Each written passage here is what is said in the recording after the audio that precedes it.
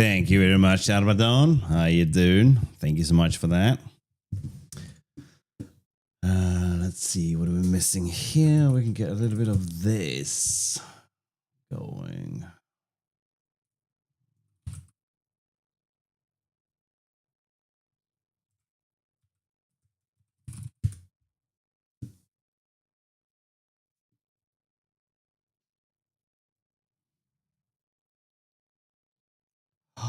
Thank you so much, Armadon. Thank you for the sub. I really appreciate that, buddy. Thank you.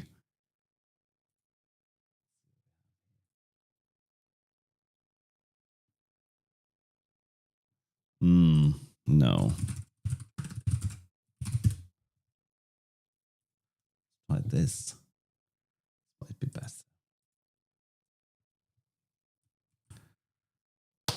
I really appreciate that. Thank you, Armadon. Oh no, I got tangled up in my own wiring here. There we go, right.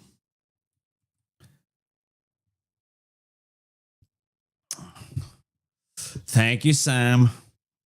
Let's see, how are we doing? Is this thing public yet?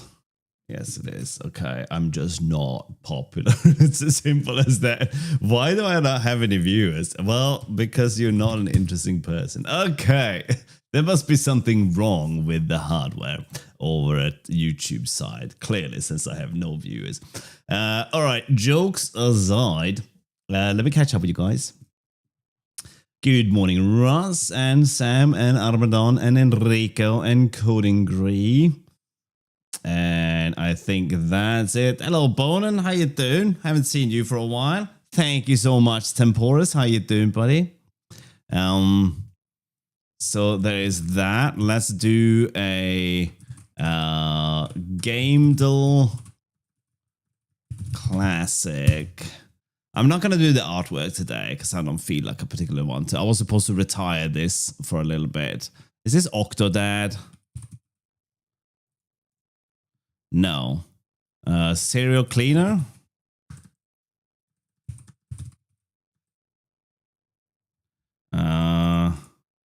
Crime scene cleaner. Well, all right. We can look at the artwork then, since that was quite quick. Destiny? Nah, this isn't Destiny. I don't know what this is.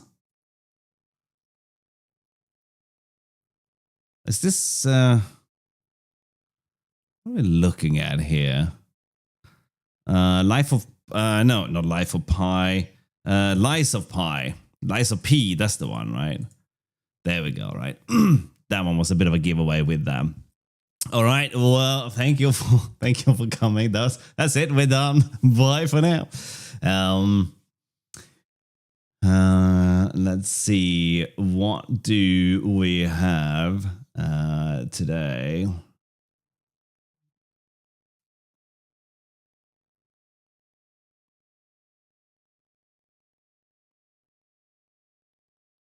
Did the Pope pass away? I didn't know that. I have not read the news.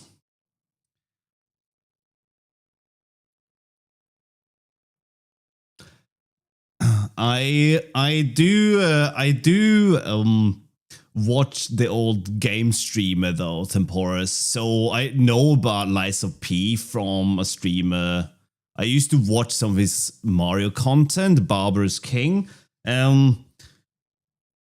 It really makes me appreciate my chat when I watch his stream, because people are animals in his stream. But he used to like build mods ROM hacks for Mario World, right? And it was quite fascinating to watch this stuff. And I saw him play some FromSoft games and Lies of P as well. But I do keep an eye on the game. So as long as the games didn't come out this year, I'm all right. I should be-ish, right? No, we're not doing networking today, and I'm going to tell you why in a little bit.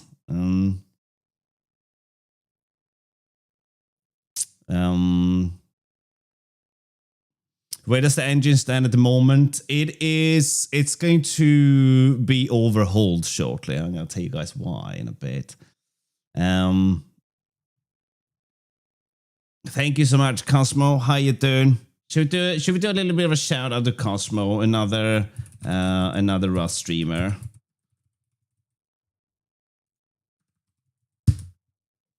So yeah, so I fell down a rabbit hole. Hang on, I gotta make sure that these are off. Yes, they are. Okay, good. I won't get into trouble then. Yeah, I fell down a bit of a rabbit hole with the whole networking thing, right?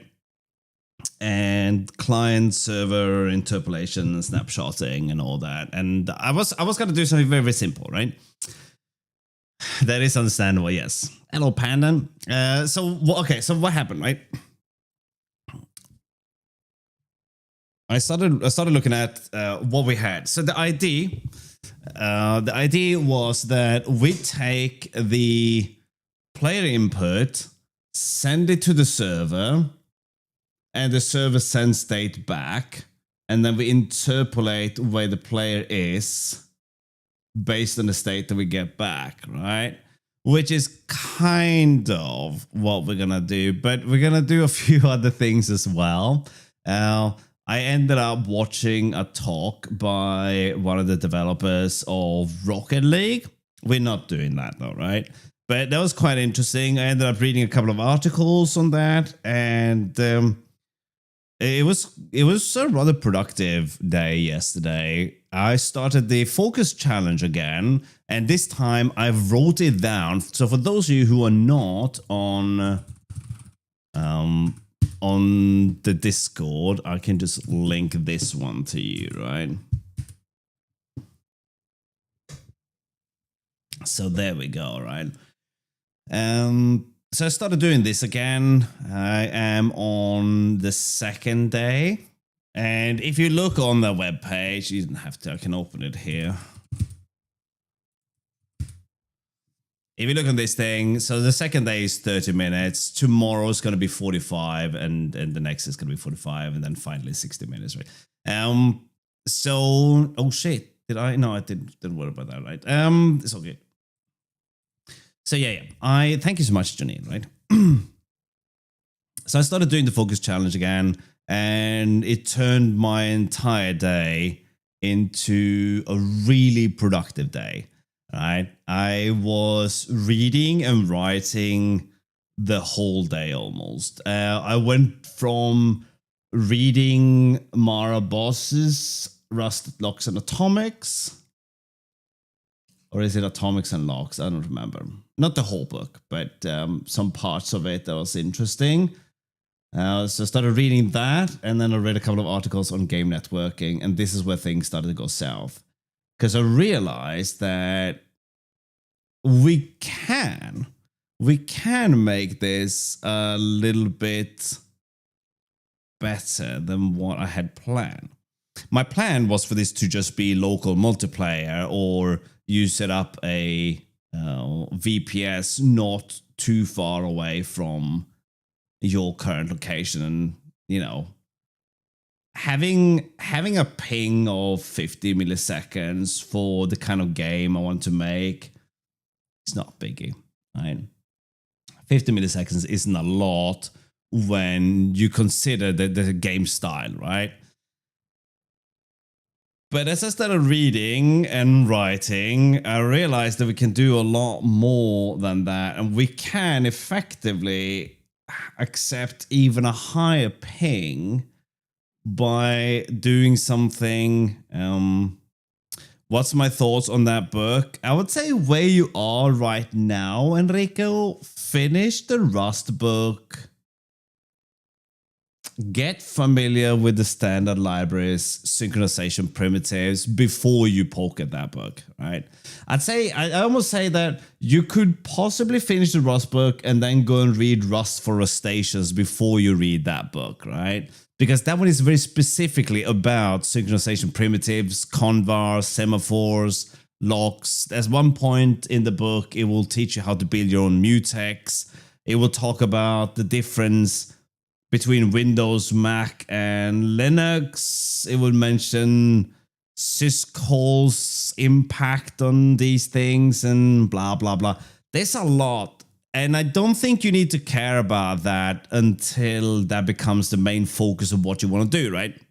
The reason I picked up the book was because I was thinking about a data structure which is a little bit of a segmented ring buffer, effectively, that would allow me to write into a region of memory and then give ownership of that region to another thread.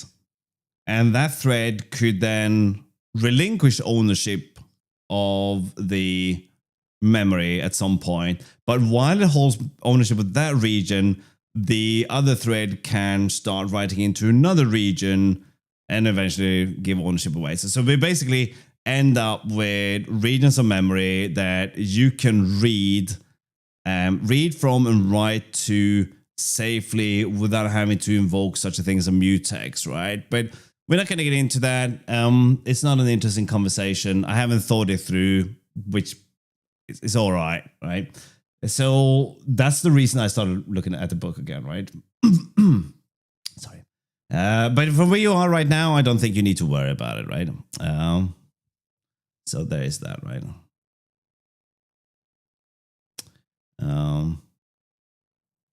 K70 Pro, I don't know what that is.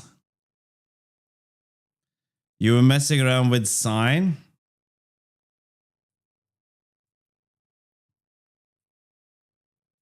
Nothing to write. Why don't you just bung up a website with your notes, Temporis? It's like really useful. You share lots of information with me that other people could certainly benefit from, right? You don't even have to change much of your writing style.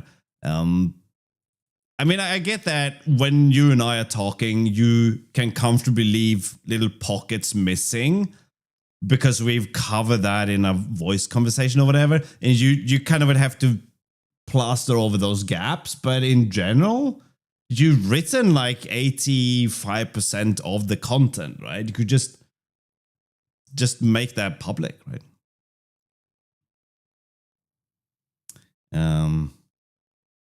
The RSS link is dead on my side, is it? That's not good. Oh yeah, I can see that. Thank you. I better fix that. When did that die? Why did it die? 3 more chapters to go. Well, off you go.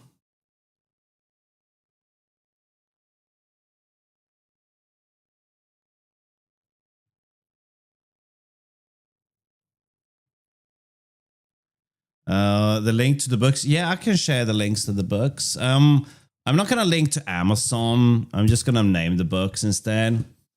Okay, let's see. That's Rust, Locks, and Atomics, which is free to read online. But again, I bought the book because I want to support Mara. The other one is Rust for Rustaceans, which is also a book. I don't think you can read this one online for free, though. That's written by John Jangset. Rust for Rustation is kind of the next book to read after you read the book, right? He wrote it because there wasn't anywhere to go after you read the book, right? You kind of just had to go off on your own journey, which I still think that people should do. I know. Thank you, GB.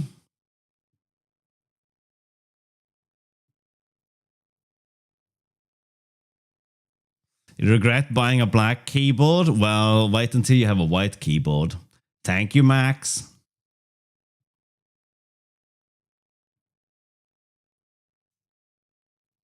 You don't have written notes? No, you just have to look in our chat history. I have written notes of what you've mentioned to me, right? All you have to do is just jot down a little bit more. I mean, like you talked about the way you do time steps in SIG for your engine. Like, why couldn't that be a post?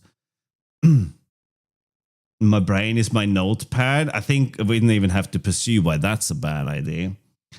Actually, that sounded more offensive than I meant it to be. What I was implying is that, okay, let me set the record straight before I insult more people.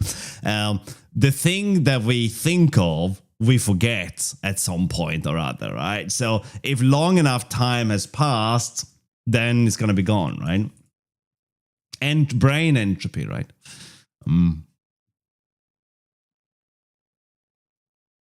How many keys is a 75% keyboard? I think a 75% keyboard is basically TKL without F keys. The minus the numpad, that would be TKL, right? Thank you, Ice Cold.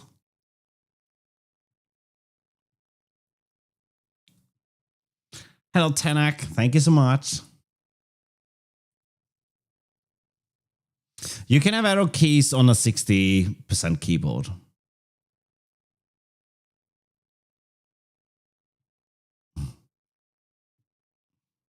Thank you, Caffeinated. We're going to get into the programming shortly.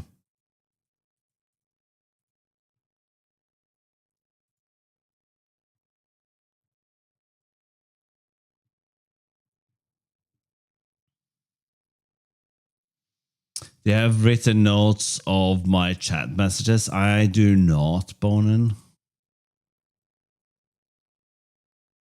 Say what you really think, why don't you? I'm sorry. Okay. You can't grab your brain, that is true. Yeah, of course you can. Corsair.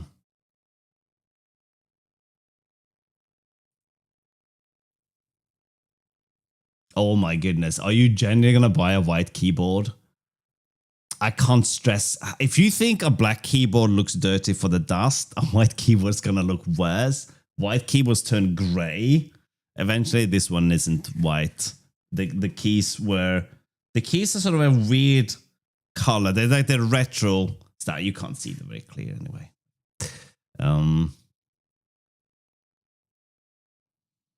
The white version you have is used layout. You need Nordic. I think you are referring to ISO versus ANSI layouts, Janelle, which is mostly affecting the return key. And I much prefer the ANSI layout, which has the slimmer return key, like this. This is my preferred keyboard layout for a 60% keyboard. So if I don't have my beautiful split, I would certainly use a 60% keyboard. But then again, I don't have a need for function keys, arrow keys, or any of that stuff, right? And of course, I wouldn't use a keyboard that doesn't have layers because I'm a bit of a layer snob, right?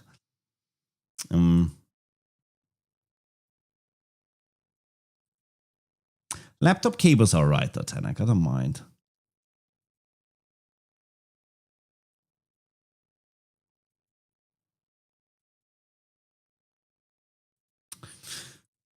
That sounds like you want a 100% keyboard then, Janine. Okay, right. So that is going to be our 20 minutes of warm-up. We're going to get into a little bit of this now, right?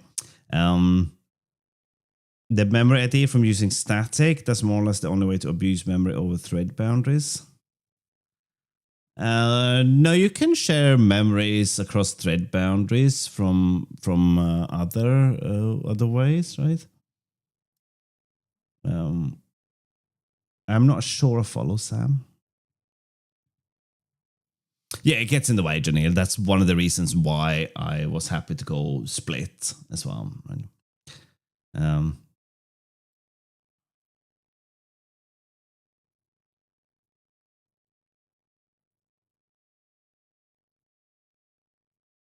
We can't have everything temporis. We just cannot. Okay, so should I maybe explain a little bit what I've been looking at and what we're going to try to do today, right? Now, unlike temporis, I write things down, and these are my initial notes, which I'm not going to make you read. I'm going to give you the gist of this thing, right? What we're going to do, right? But this is going to come down to interpolation and reconciliation when it comes down to it. There is a source for this, which I am happy to link to you guys. If you guys want to read this stuff, you can read this. As a matter of fact, we're gonna go through this article briefly as well while we're at it, right? Because this thing talks about the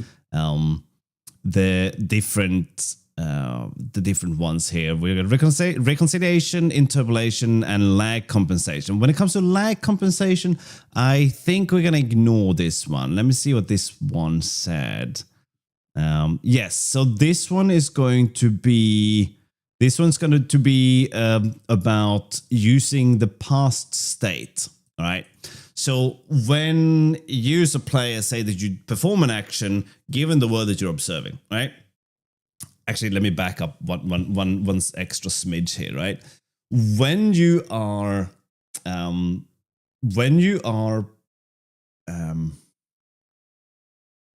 just saw a mistake I made somewhere else. When you're playing, you're observing yourself in the present, but everything else in the past. You're observing everything else in the past, right? So what you're seeing now has already happened on the server, because what you get is like you get the latency, right? So when you see an entity at a given coordinate set and you want to perform an action that is relevant to the entity being at that coordinate set, you can, on the server, for that specific action, say, okay, the player claims to have performed this action at this given timestamp. What was the position of this entity at that timestamp? The server can go and look at this thing and goes, oh yeah, that was correct, right? Which is why in first-person shooters, you can get shot behind a wall because the person that shot you was observing you. In their time, you were not behind the wall, but then a couple of milliseconds has passed and you're now behind cover. But the server goes back and look at the state and go, oh, right, you were actually not behind cover when the player fired and now you're dead, right? This doesn't work with games like Rocket League because he does a very good job at explaining that in the talk, but we can probably draw this up reasonably well, right? Let's say that you have car A here, and then you have car B over here, and then you have the ball traveling in this direction, right? So here's the ball at a given timestamp. Now this guy has a 250 millisecond latency. This guy has a 10 millisecond latency. So when this guy says, okay, I'm hitting the ball now, the server goes back 250 milliseconds in time and goes, oh yeah, that's where the ball was. And then we just launch the ball into space, right? But this guy is observing the ball a lot sooner, and just a fraction of a second, right, after this player hits the ball, this guy goes, all right, I'm going to hit the ball now. But what happens is that the ball will teleport back up here and get hit by this player, which is why they don't do this in Rocket League. I thought it was a very good talk, but this was the main takeaway from that. So I can save you an hour of the talk by just telling you that, right? So we're not doing lag compensation because, again, this is about a two-dimensional, top-down, slow-moving multiplayer game with friends, not necessarily too much competitive aspects to it. One thing I will say, by the way, is I have thoroughly been enjoying Blue Sky as a social network. Now, I was quite enamored with Mastodon when Chris published Hackathon. I quite liked it, and I was using it, but then it turned out that I didn't like it. It kind of fell apart very quickly and became something different. I can't use Twitter because it's terrible. I am constantly flooded with things that I have no interest in all the time, right? I'm interested in snapshots of the world, right? We're going to talk about that as well. But Blue Sky lets me observe things through a lens of game dev, pixel art, people I follow, and things that are relevant to me from a social media website, right? I don't get my news from social media. I think that's a terrible, disastrous thing to do because people will just twist everything and say outrageously stupid things. So instead, I depend on news from news outlets instead, right? Now, you can argue that news outlets might be corrupt and broken and all that, but you gotta trust something. And I would rather trust someone pretending to be a journalist than someone trying to sell me their underwear on Etsy, right? Anyway, with that said, let's get some music back up again, right? So let's go through this article. I'm going to talk about the relevant stuff of this article, right? So it all starts with cheating, which is, well, this we can ignore all this stuff because we want to prevent cheating. We're going to run everything on the server. We already covered that, so that's fine, right? So we can open this image as well to see how this actually looks like, right? So the client sends an action to the server, which is also, we haven't really talked about how the world should be configured for the game. So we're going to make the world into a trait. It's currently a concrete, a struct. But if we make it into a trait, then we can specify what kind of commands we're sending as well, right? Because right now we don't have that. So we're going to interpret inputs into commands, and the commands is what we're sending, not the input. I was planning on sending the input, but I'm not going to send the input because that would be somewhat insane for various reasons. Anyway, so the client says move right 1 unit to the server. The server moves the client from 10 to 11, and then it sends this back to the client, and then the client can move this unit, right? So if you say, I want to move one step to the right, you send that to the server, and the server tells you, okay, you move to the right, and then you update your position. Now imagine that with a 250 millisecond latency.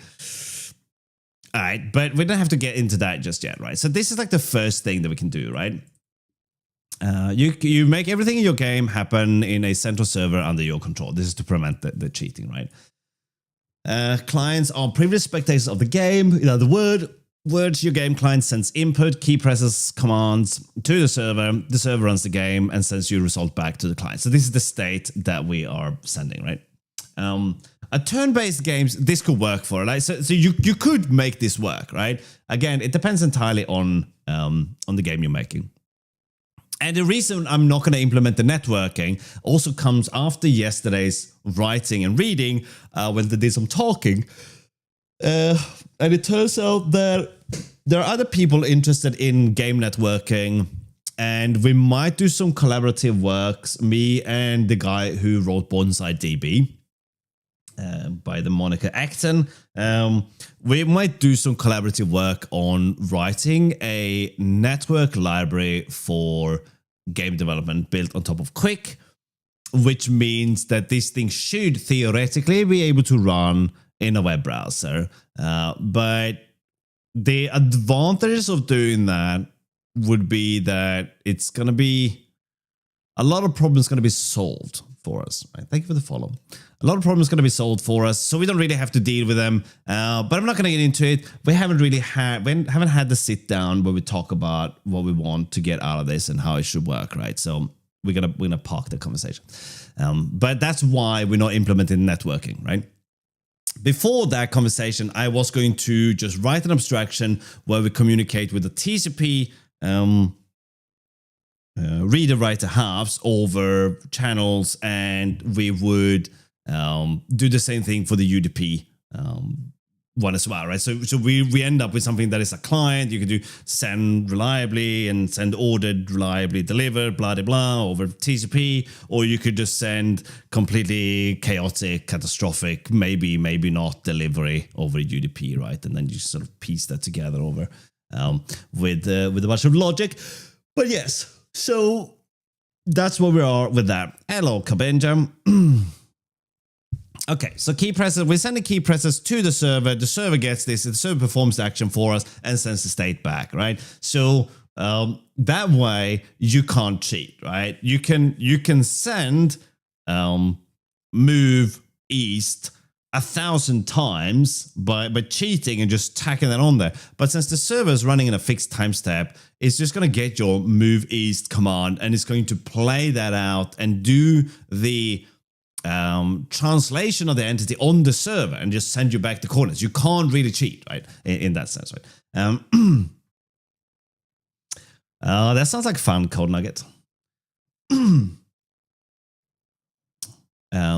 So that's so this is like the step one of this, right? Again, this would work for something like a card game, multiplayer card game, or turn-based game, or You could maybe make this work for an RTS if you will. So I'm talking about the situation where this is high latency. If this was running on LAN, which is where we started this journey, then no problems, right?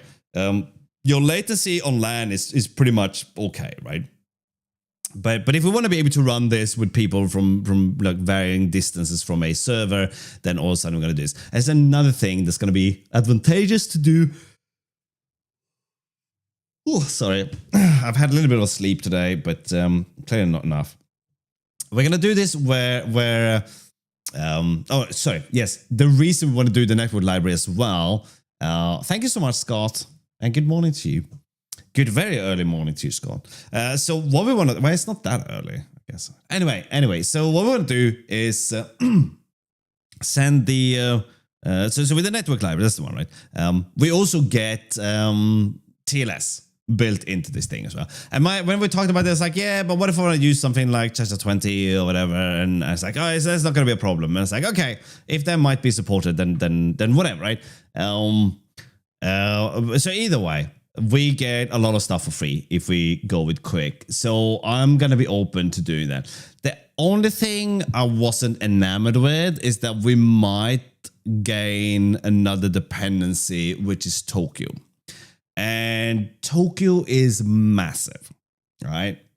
If we were to add Tokyo to our dependency list, which is arguably sort of small, but remember that this guy is a bit of a beast. If we do that, then we end up with quite a severe build time, right? Which sucks a little bit. But if the library is the one that houses Tokyo, then maybe it's not that big of a deal. We'll build it once and blah, blah, blah. Anyway, so back to this. Right. Trying to make a Rust Pro without 200 dependencies. It's not too bad. You certainly don't need 200 dependencies, but if you add Tokyo with all its jazz, then yeah, we're definitely gonna go past 200 dependencies. I think with WGPU, with what we have now, we are probably north of 200, if not more. But Rust makes dependency management really easy, so it's not really a big deal. The thing is, you build the thing that you want yourself, and the stuff you don't want to spend time on, you don't implement that yourself because there's no advantage to you doing that, right? So if we were to take sound, for instance, I have no experience working with writing audio libraries, right? But I want audio in my game.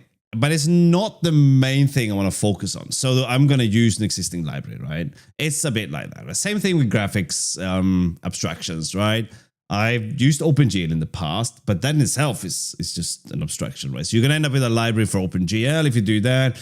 I went with WGPU because we might want to sneak this on the web at some point. I don't want to deal with Vulkan because I have a limited amount of time on this earth, right?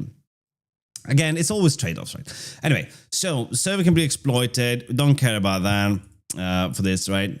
You don't trust the player with the position. So again, the only thing, well, we sum all this up for you, right? The only thing we're saying is that we're sending commands to the server, okay?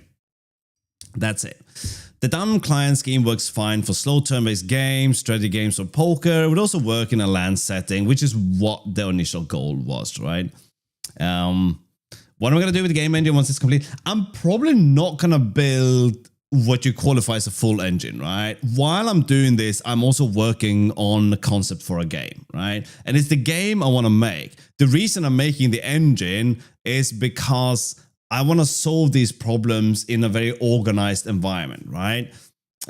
Instead of building things specifically for an application. So the good thing about building things specific for an application is that it's more adaptable, right? The bad thing about not building things in a generic fashion is that you end up with things that are very intertwined. So bugs tend to not stay in the lane, okay? They tend to sort of permeate So if you have a yeah, so that's why building things as libraries first, and then once I know what I want to do, this also gives me the freedom to just say, you know what, we're just gonna bring this part into the game and just do whatever, right? But since I don't really know exactly what the game is gonna be like, I only have like a vague idea with a bunch of nodes. I am building the engine to run the maybe game I want to make, right? I have an idea for how I want the networking to be and the interactions to be. I'm just not sure about the game world entirely and how to do certain things there. Right? I'm gonna point you to this part of the screen, the code nugget, that should answer your question.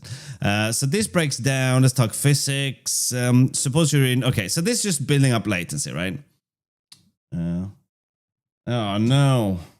Okay. Well, that's not good. Thanks. Yum.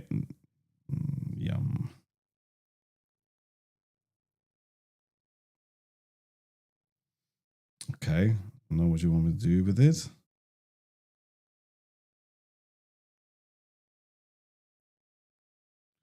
Okay. So, all right. So this is talking about latency. And back to the example, assuming that we have some latency with this thing, right? The client sends some input to the server, I press the right arrow, the server gets it 50 milliseconds later. Let's say the server processes the request and sends back the update state immediately. A client gets new state. You're now at 50 milliseconds later. From your point of view, that happens is you press the right arrow, but nothing happened for the 10th of a second. Then your character finally moved one square to the right. The perceived lag between your inputs and its consequence may not sound like much, but it's notable. And of course, a lag of half a second isn't notable. It makes the game unplayable. Well, again, it depends entirely on the game you're making, right? Thank you so much, Neko. There's like a code nugget. Please just read this part, okay? You will get answers to all your questions, okay? All your concerns. Anyway, from your point, what happens? You press right arrow, nothing happened for a 10th of a second. Then your character finally moved one square to the right. Now, that might not be as bad if your game interface is something like a series of squares and you're clicking on a square for something to happen, right? Let's say that there is like an artificial latency even in the game. So we could kind of hide the real latency with that, right? But again, that is not my goal. I'm just highlighting this. So from your perspective, if you want to build something, this might be a viable solution to you, but you are closing a lot of avenues by doing this. You're reducing complexity, but you're closing avenues, right? For instance, this now becomes unpalatable for anyone to play over the internet in with some higher latency, like 250, 500 millisecond, whatever. It's just not going to happen, right? Right. So let's hop over to the next thing, right? So let's go to look at the picture. I have to do this because, dark reader, right? So in this case, we can see the latency. So from you moving right to the thing actually moving right is 100 milliseconds, okay? So we can do client-side prediction. And this is kind of what I started with, right?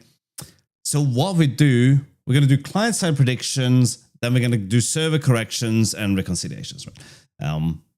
So what happens is that when we press right, we move it on the client as well as the server, right? And this is where things gets a little bit awkward, but we can quickly blast through this, right?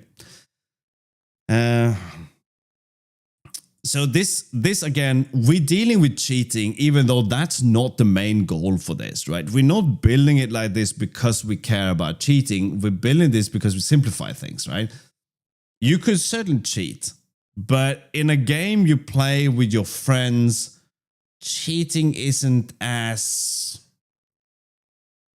prevalent. Like you wouldn't cheat. If you cheat in this game, you just as well cheat in a game of cards and so on and so forth, right? Say cheating should be discouraged, but it's not the main focus, right? This is not a competitive game though, right? Most of the time, the game server is processing valid requests from non-cheating clients and from cheating clients who aren't cheating at the time. means most of the input received will be valid and will update the game state as expected. That is, if your character is at 1010 and the right arrow key is pressed, it will end up at 1110. We can use this to our advantage if the game world is deterministic enough. Deterministic enough that is, given a game state instead of inputs, the result is completely predictable, right? We can send the inputs to the server and immediately process them on the client. Now, it's going to be predictable, but it's not going to be as simple as changing the coordinates from 10 to 11. We're going to have to do interpolation based on movement speed, but still, that should be deterministic enough, right? I mean, bar some floating point precision issues, right? We predict what the game state will be after the server has processed the inputs. This eliminates the delay between receiving an input and rendering its effect. Furthermore, most of the game time is this prediction will be accurate, so there will not be any visible mismatch once the server does send the updated game state. Now, here's the thing though, we're going to get to. It's when we deal with the game state we get from the server, we have to find that game state locally for us, right? So we are moving for maybe 5 frames to the east, right? And we send this to the game server. So when we get a reply from the game server, we might already have moved some frames further to the east. So what we have to do is go back in time and see what our state was when that time occurred according to the server. So 300 milliseconds into the game, right? We told the server that we're moving east, and the server will act this thing and say, okay, at 300 millisecond server time, we have to get the server time to the client. So the server has to say, this is my current game time. And on the client, we have to go, okay, this is the time we're operating from now. We could have a local time and do offsets, but why bother, right? So we're going to send that back to the client and say, okay, 300 milliseconds, you were at this coordinate. But the client has continued to move. So we have to go back in time, look at those coordinates, and then from that time, we have to set that to the game state and then play the game state forward. Did I miss something? No. Okay, good. And then we play the game state forward till its present time. Now, this should, and we do this with interpolation as well, right? So you're moving the character and it shouldn't really be noticeable that something is happening, right? So we're sort of in that space. No, we're not dealing with the networking aspect now. So whether we're gonna do that or not, that will be a whole different conversation, right?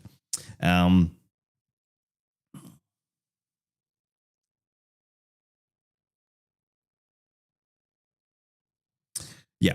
Anyway, so we can use this to our advantage. Furthermore, most of the game time prediction will be accurate. So there will not be any visible mismatch once the server does send that up the game state. So there's a thing here that I'm a little bit unclear on, and I'm gonna open the floor for a conversation about this, okay, in a bit. But let me get through the article first, right? But what it's gonna be about, you know what? Let's not say anything, because otherwise people are gonna start flooding the chat with comments that I'm not ready to read it, right? Most of the time the prediction is accurate, so will not be any visible mismatch once the server does the update. So that's what we did. We go back in time, we're going to replay the thing. So we're constantly correcting against the server state. So if you try to cheat and say, all right, my character is now at position 100, right? And it was the position 1, the previous frame. The server will send back the correct position according to the server.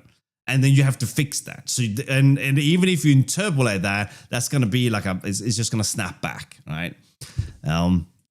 So we're constantly replaying state and catching up with now, but it shouldn't be, according to this article, there should be no visible issues or delays, but I can't see just yet how there will be zero even if you can't perceive the latency, right? But we'll get into that shortly, right?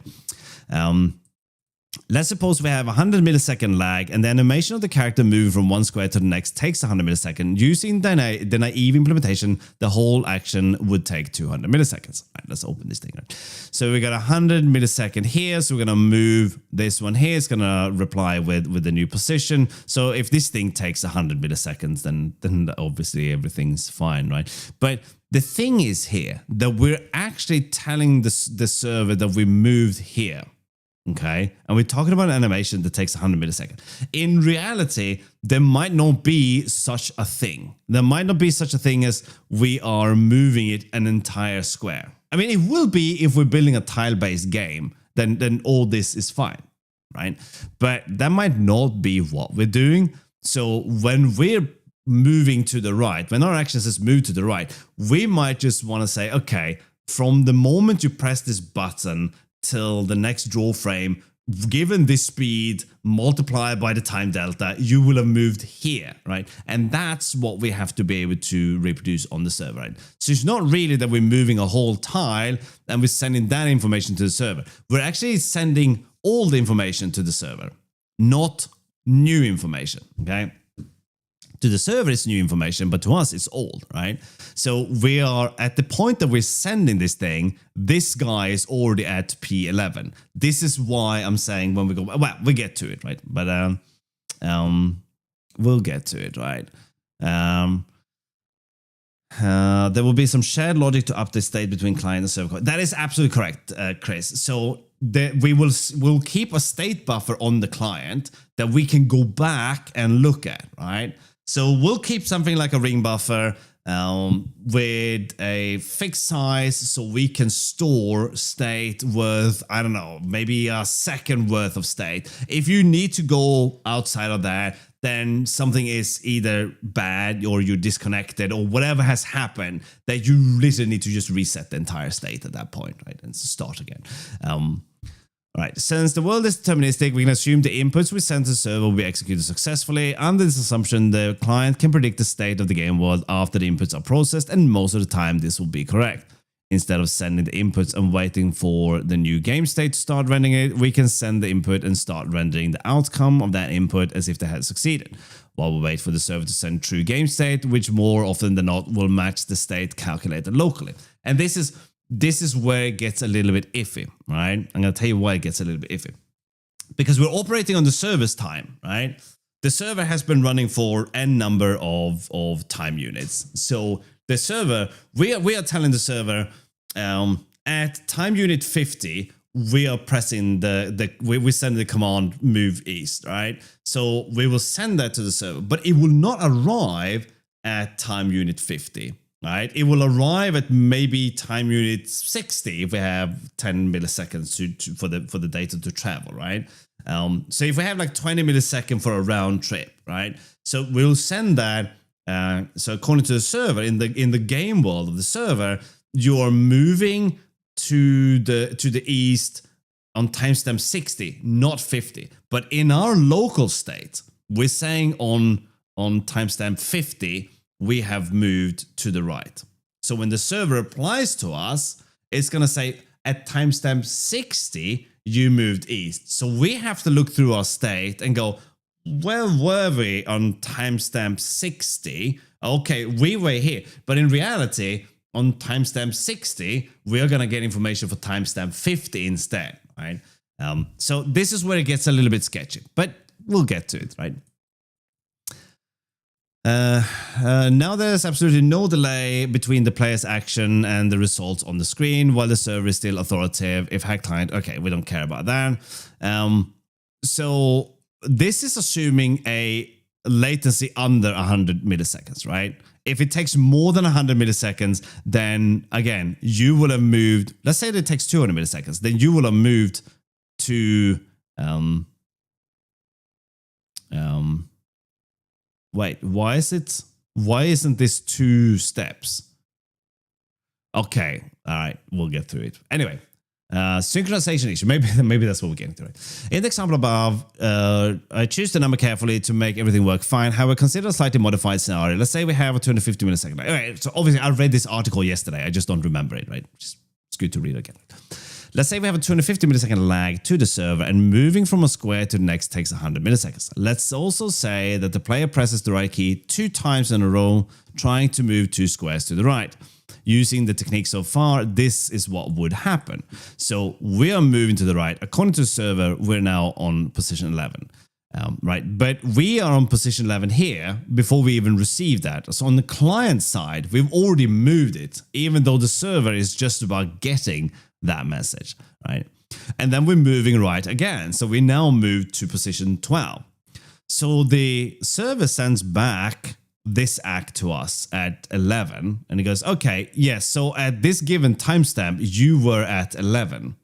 And you go, no, okay, I'm not, I'm at 12, right? So you're snapping the player back to there until this thing comes through, right? So you're animating all the way there, hopping back to there, and then animating that again, right? But we get around this by doing the interpolation, right? So we go back, we look, and then we play that, right? Okay. When we run this, we run into an interesting problem at T250. When a new game state arises, the predicted state at the client is X12, right? So the predicted state here is X12. But the server says the game state is X11 because the server is authoritative. The client must move the character back to X11, but then a new server state arises at T350 that says X is 12, so the character jumps again forward this time. From the point of view of the player, they press the right arrow key twice. The character moved 2 squares to the right, stood there for 50 milliseconds, right? So they stood here. These are the 50 milliseconds that are happening, right? Jumped 1 square to the left, stood there for 100 milliseconds as the other packet comes in, and jumps 1 square to the right. This, of course, is unacceptable. Unacceptable, right? Won't have any of it, right? The key to fix this problem is to realize that the client sees the game world in present time. That's when you get all the gifts. But because of lag, the updates it gets from the server are actually the state of the game in the past. This is why I'm saying that as a player, you will always observe the game world in the past, whereas you live in the present because of client-side prediction. By the time the server sent the update game state, it hadn't processed all the commands sent by the client. This isn't terribly difficult to work around, though. First, the client adds a sequence number to each request. In our example, the first key pressed is request 1, and the second is request 2. Then the server replies it includes the sequence number of the last input it processed. All right, let's open up this picture and have a look at this, right? So number 1, move to the right, and number 2, move to the right, and here we get number 1. Got number 1 up to there, accept it and reapply input, sends 1, sends 1 and 2, which is gonna be moving you back to 2 again, and then here we're just gonna confirm the state, right? Yeah. Now at T250, the server says, based on what I've seen up to your request 1, your position is X11. Because the server is authoritative, it sets the character position at X11. Now let's assume the client keeps a copy of the request it's sent to the server based on the new game state. It knows the server has already processed request 1, so it can discard that copy. But it also knows the server still has to send back the result of processing request 2. So applying client-side prediction again, the client can calculate the present state of the game based on the last authoritative state sent by the server, plus the inputs the server hasn't processed yet. So we are basically just constantly replaying, all right, what is happening. And if something goes wrong, the server will just correct that, right?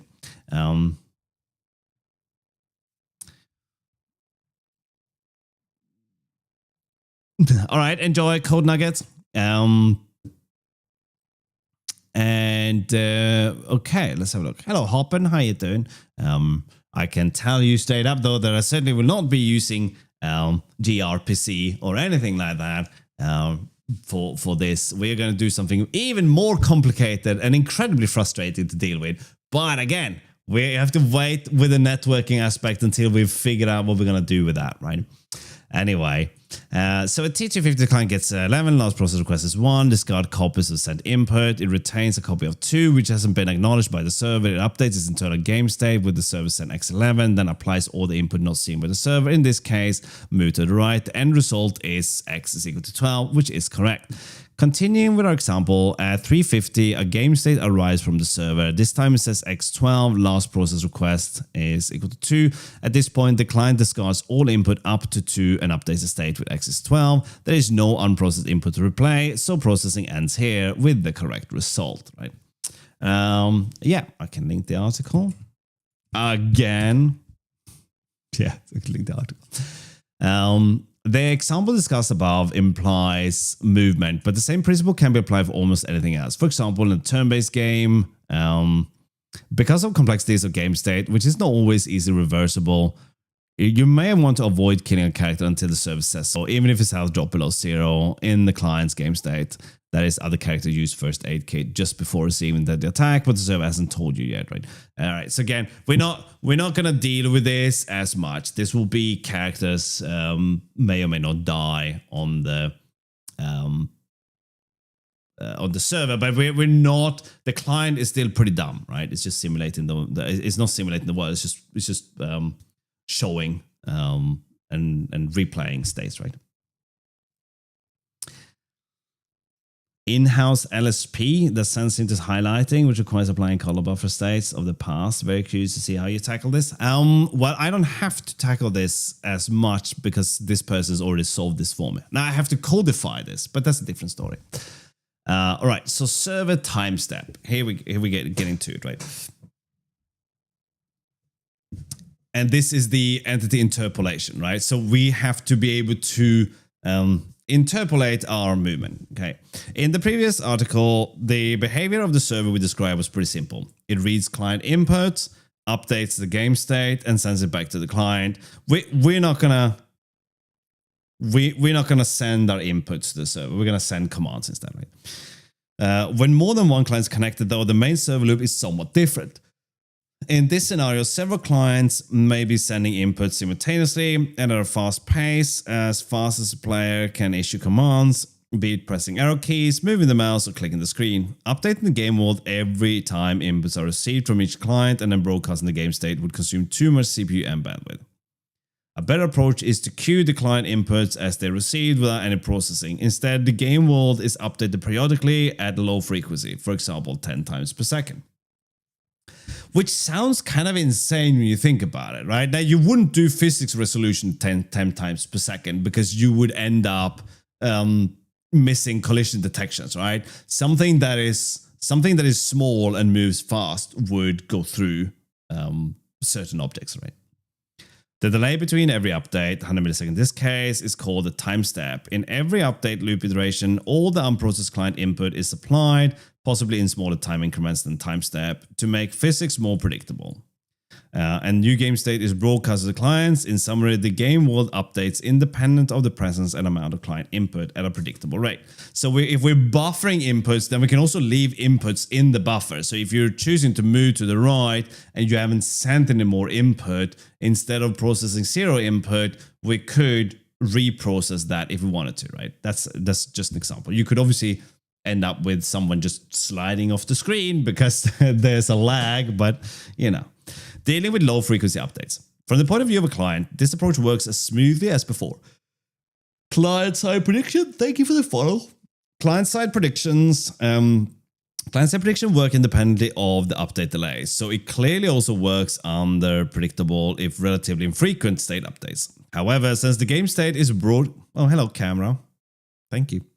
Hello, Zara. How you doing?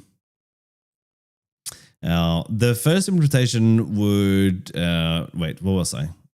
Client works independent update delay. So clearly it also works under predictable, if relatively infrequent state updates. However, since the game state is broadcast at a low frequency, continuing with example every 100 milliseconds, the client has very sparse information about the other entities that may be moving through the world. Our first implementation would update the position of other characters when it receives a state update. This would be, ooh, my goodness, Cretaceous. What the shit just happened?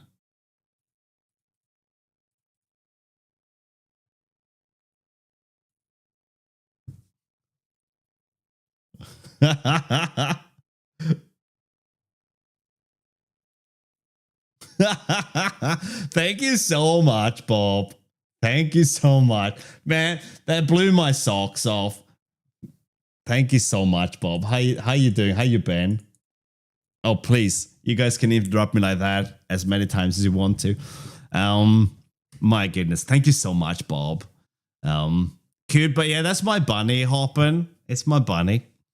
There's an issue with the camera. All right.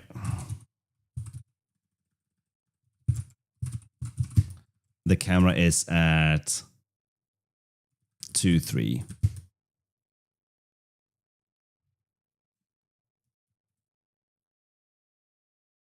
Okay. Come back. We have to fix this, don't we? Ooh, Nelly. Okay.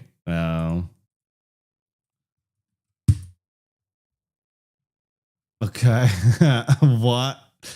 No, don't fail on me now. Come on. Just start the camera.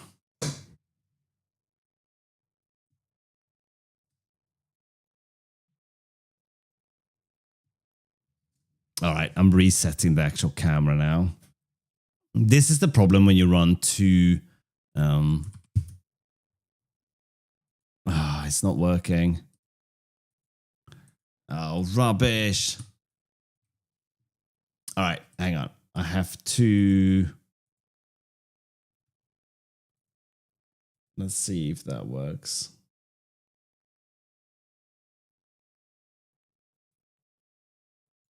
Okay, so the stream should be back now, and the latency there should be fixed as well. Yay, there we go, right? Thank you, Rizbaz.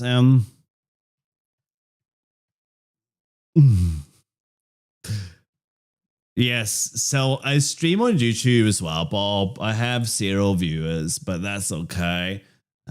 So the VODs kind of end up there.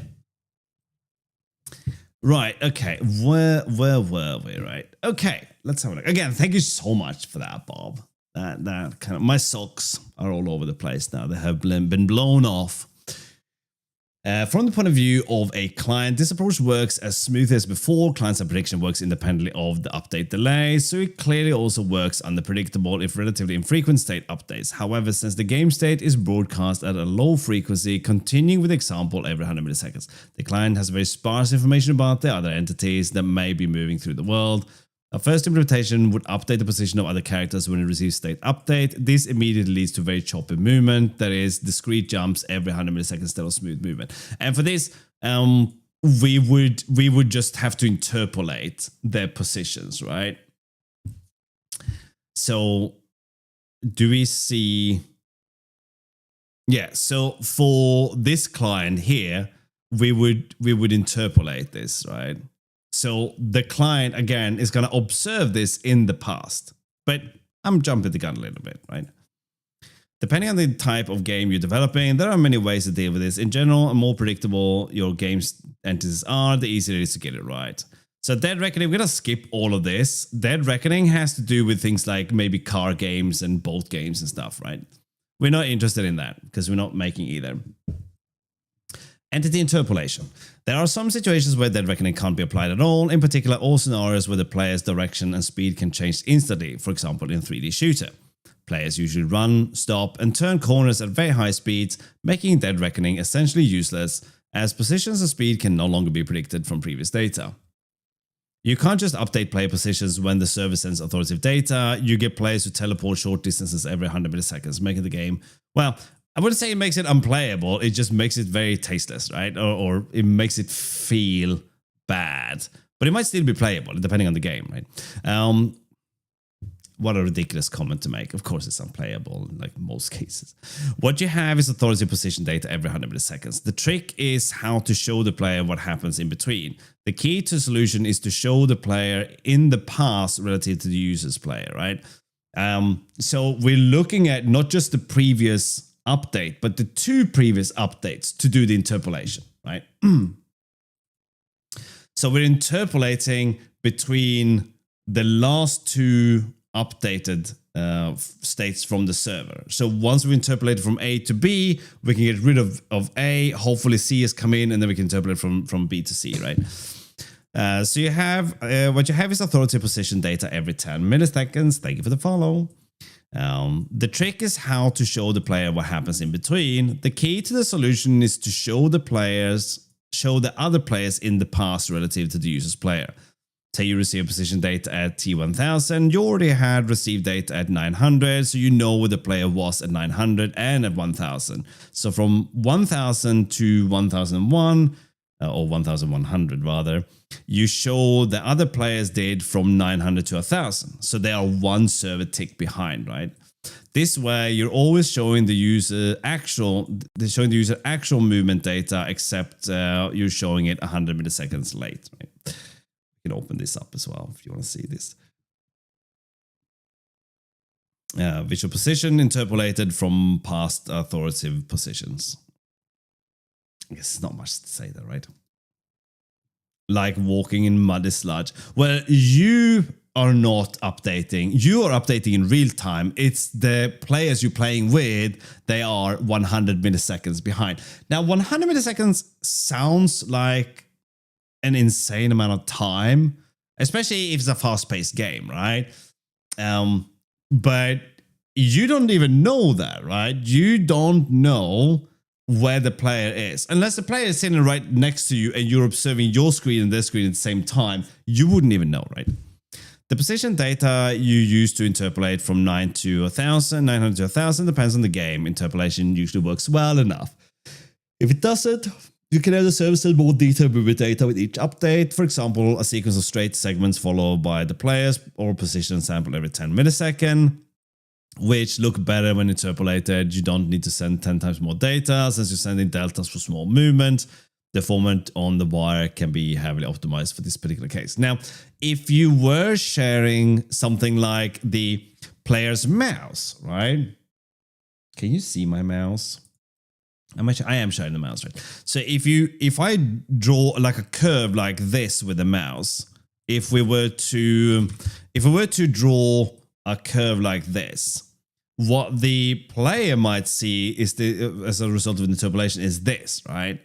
But if what we did was sample this into steps, right? Say 4 steps, it would still be like janky, but the interpolation would be something like this instead, which is closer to this, right? And then the more steps you add, the finer it gets, right? But this is if you need to send the player's mouse or whatever. So you can really work around this stuff, right? You can really figure this out, how to deal with it, and you know, and how it can deal with you. Okay, that made no sense.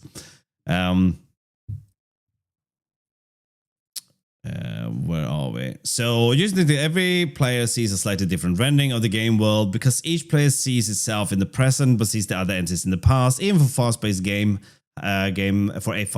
However, seeing other entities with 100 millisecond isn't generally noticeable unless, of course, you have 2 machines next to each other. You can look at that and be like, oh, you're not there.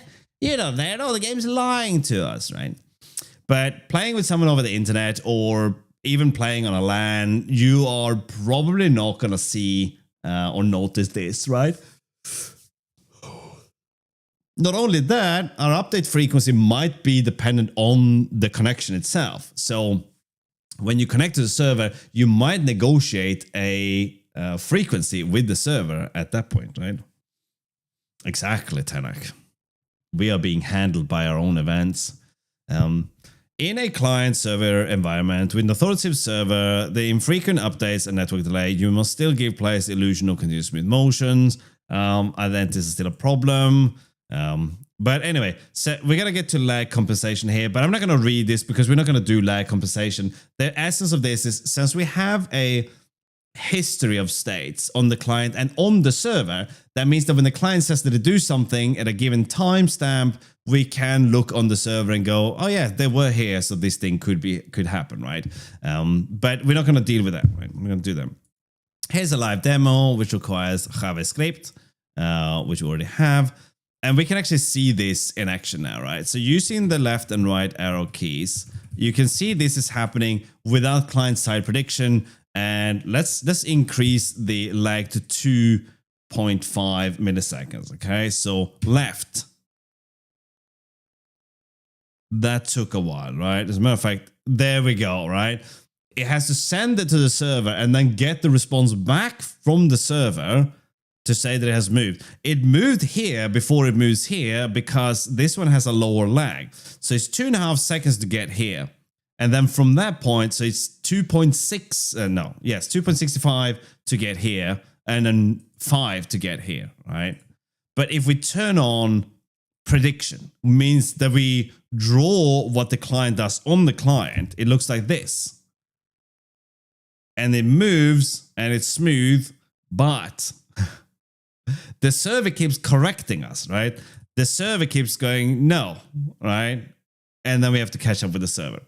If we do reconciliation, all right, we don't care about this one down here. We're just looking at this thing. This is going to look better. We have moved, as far as we are concerned, we are there. We're going to go to the red ball now, right? So here we go, we're at the red ball, and it takes a while for the server to catch up, right? Now, if I were to move this guy, this is still very, very slow and very janky. So the last thing we need to do is enable entity interpolation. By doing so, this is going to be smooth on our end, even though it's not for this guy and not for the server. Because again, we have the interpolation on. So we're going to interpolate between those frames, right? Hello, Maniac. Thank you, ICS. And a good morning to you as well. Where are we at? We're 1 hour in, so no tea time just yet, right? So you can see this. It's kind of cool, right? With only the prediction checked, how can the server correct the client? Okay, if we make it simple, right? And we draw this on the server. Okay, let me ask first, which one are you referring to? Okay, blue is player 1, gray is server, red is player 2, right? Player 1. Okay, so why is this? Oh, you mean this guy? Because what we're doing is interpolation, right? So we are getting these messages. Okay, this player 1 gets the following messages from player 2, from the server about player 2. So the server will send to player 1 something like timestamp 10, right? Let's call it T10. Position will be 0, 0, right? And then the next position, we're moving it. Let's say that we moved it 500 units to the left, right? So then this is going to be packet 1. Packet 2 timestamp is now 2510 because of that beautiful latency, right? And the player position is now at 500. Okay, so if we go back to what the article said, the player 1 will have a state buffer that looks a little bit like this. Okay, first we're gonna get packet 1, packet 1, but we're not doing anything because we can't do anything with just packet 1. Okay, so 2500 milliseconds passes, and now player 1 state buffer looks like this. We have 2 states in there. So now we can start playing back these states, right? So we know at timestamp 10 to 2510, we need to interpolate that, right? So we're going to start animating very far into the future, right? So as far as the player 1 is concerned, okay, so player 1 timestamp is equal to, at this point, 255. So it's 500, so 5,000 by the time we get the second one, right? So from this point, we can now interpolate the movement, right? So we start here by saying player 2.x is plus equal to, because we're moving, or minus equal to, maybe in this case, some speed multiplied by some delta time. And we do this, say, every 60 times a second, right? So we can now animate this moving. It's 5 seconds in the past, right? If you look at this now and you think about it, I'm going to do this for like 2 seconds, 2.5 seconds. 1, 2. Now it starts to receiving that, right? Does that make sense? Okay. 1, 2, 3, 4, 5, right? So it took 5 seconds to get there, right? That was not 5 seconds, right? Thank you so much, Davros. Does reconciliation ignore server update state messages? Looks like dangerous. No, it goes on the client. We have a buffer. Okay, so hopefully, at 60 FPS, we can now animate packet 1 to packet 2, right? So we can now animate x0 to x500, right? So on the client, we have our state buffer, and on the server, we have our state buffer. Okay, so the client's gonna send packet 1 x0 y0. Okay, and let's just send a few of these, right?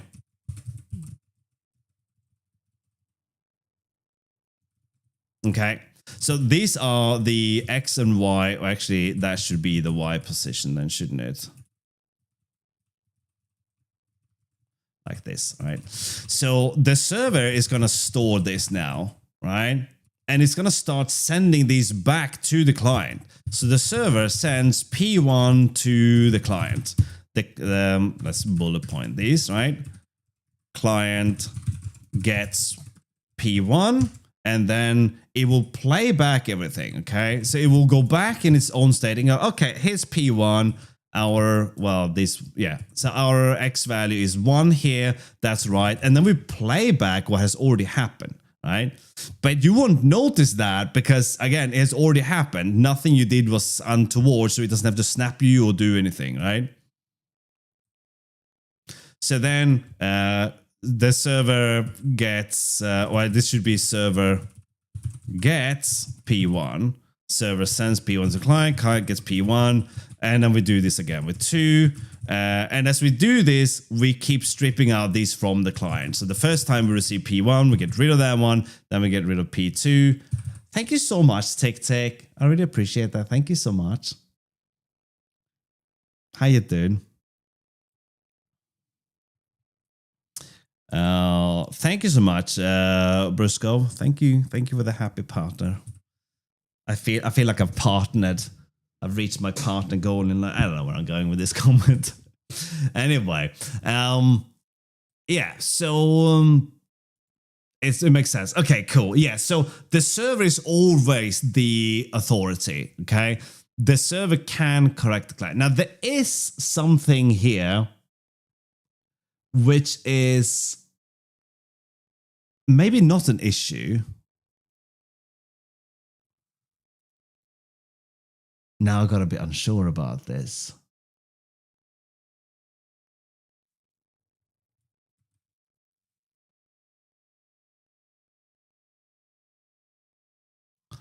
Okay.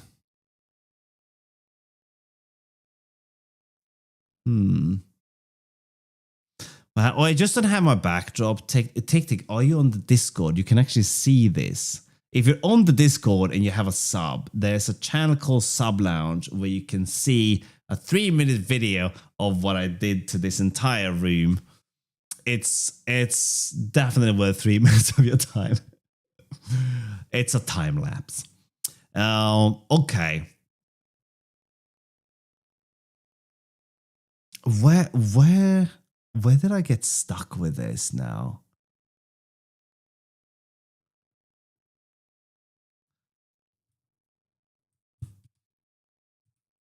Now, there is a problem with what we have here. Thank you so much for the sub. Wow, 6 months. Thank you so much, Elf. I really appreciate that. Thank you. Hopefully that was not just to have access to the video because it's not that good. But I really appreciate the 6 months. Thank you so much for that.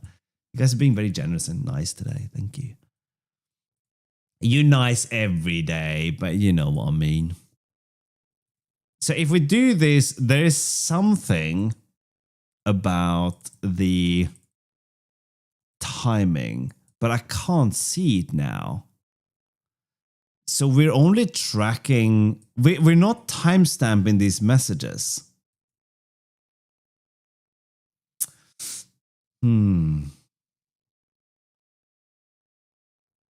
Client server.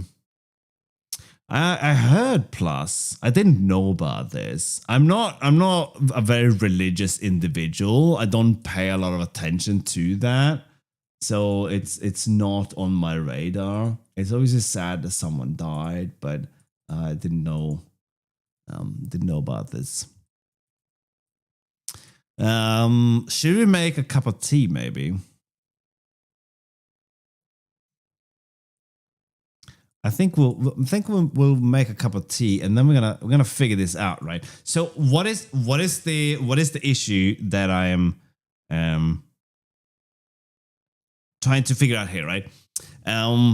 It's that we are sending commands to the server, but these commands don't necessarily mean anything, right?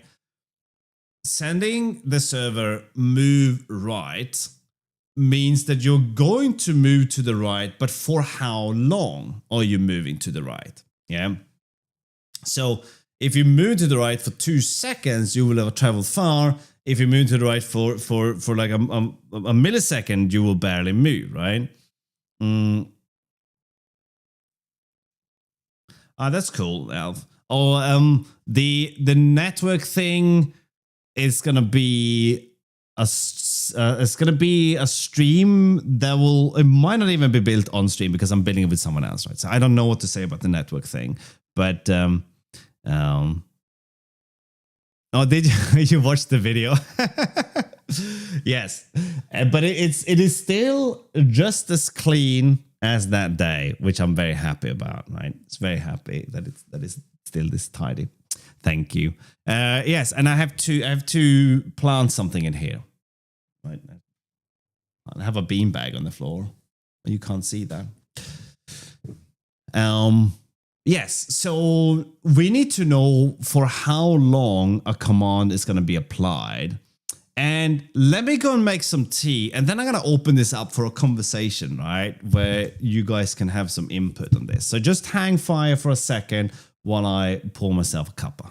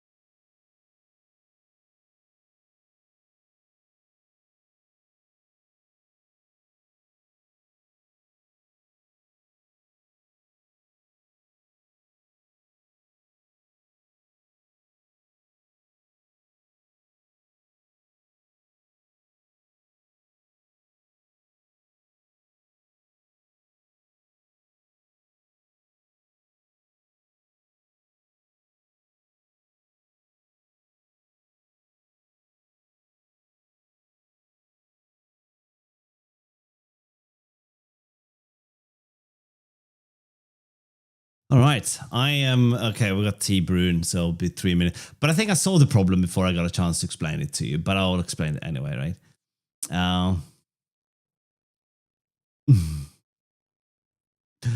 Um, thank you, superhero. How you doing? Space bar. Girl, I want to take you to a space bar. All right, so while we're waiting this 3 minutes, I need like a footrest on here. I'm gonna chuck my feet up. Hey, how's it going? I'm a lazy sausage. What can I say?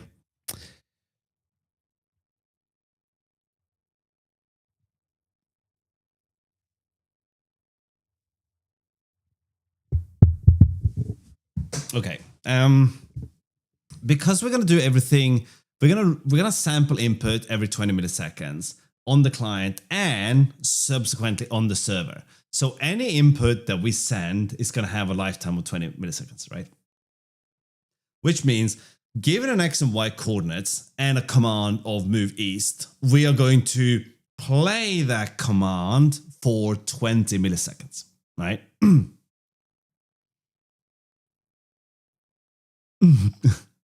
That's just general humanity though. Take. It's all good. I think so. I need to write this down and then translate this to my other notes. So input sampling at 20 at 20 samples per second. Server processing at 20 samples per second. This means any command sent to the server can be processed for the same amount of time on the server as the client. So this removes the need to trying to do some kind of mad time synchronization with the client, right? So if I were to send the following 3 packets, right? So P1 is move east, current position. Well, we're not sending our current position. We're sending move east, right? Packet 2 and packet 3. You know what? It's a little bit confusing. Packet number, right? Let's do that instead, right? Oh, and then the tea was ready. Even better.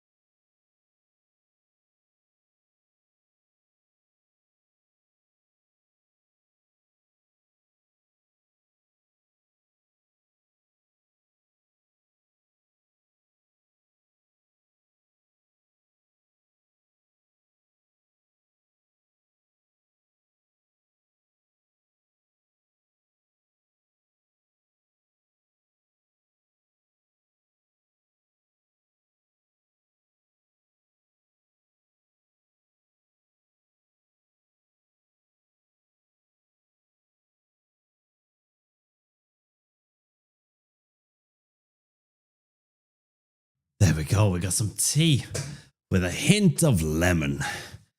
Isn't life beautiful? Okay, so, oh no, there we go, right? So these are the packets that we're sending from the client. So this means that on the client side, we play packet 1, move east for a duration of, I don't know, what, like 50 milliseconds? Is that right? Maybe. Oh, that's hot. So moving east with a given speed is going to position the player somewhere else, right? 2 and 3. Now, server side. Whoops. We might play packet 1, send ACK for packet 1 to client. Okay? Remember the client has this in its buffer though, right? In its state buffer. And then we play 2 and 3 and then send ACK for packet 2 and 3. Okay.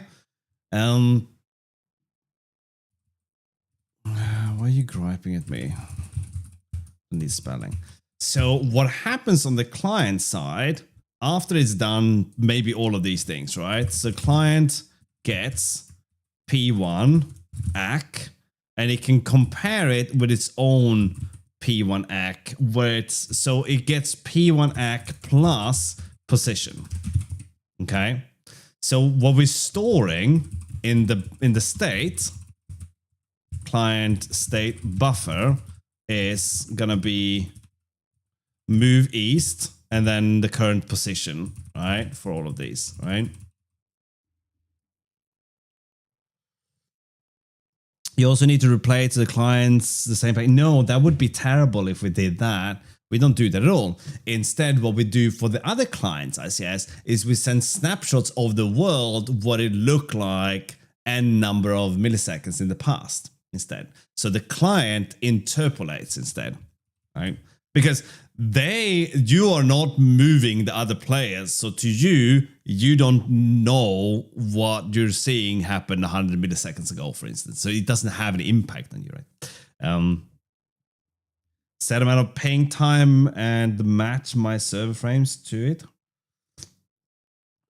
Yeah, so again, we're going to have a configurable frequency as long as we're going to have a configuration. So for a slow connection, we can generate a ping test and go, all right, you have this ping.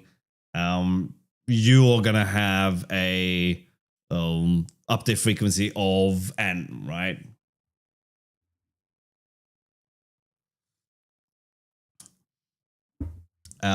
Sure. YOLO protocol does sound a lot more fun though, Tinspin. But which one would work best for my game? Okay, so since we're sending ACK1 to the client gets ACK1 plus the position. Looking in the state buffer, we can see that number 1 is in fact the same as the client sent. So the same as the server sent. We can now play back all commands in the buffer until present time, right? I'm making a YOLO game, right? It's just straight up YOLO.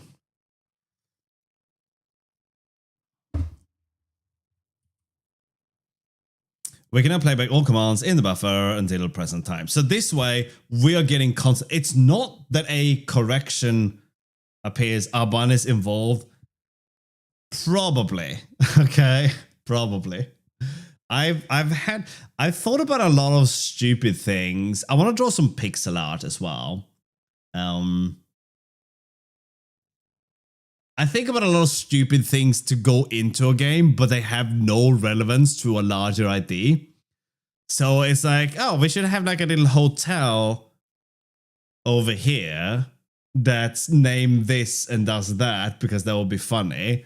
But no other reason should there be a hotel in the world other than the fact that I had an idea for a stupid name and a concept for it, right? The whole game is an Easter egg.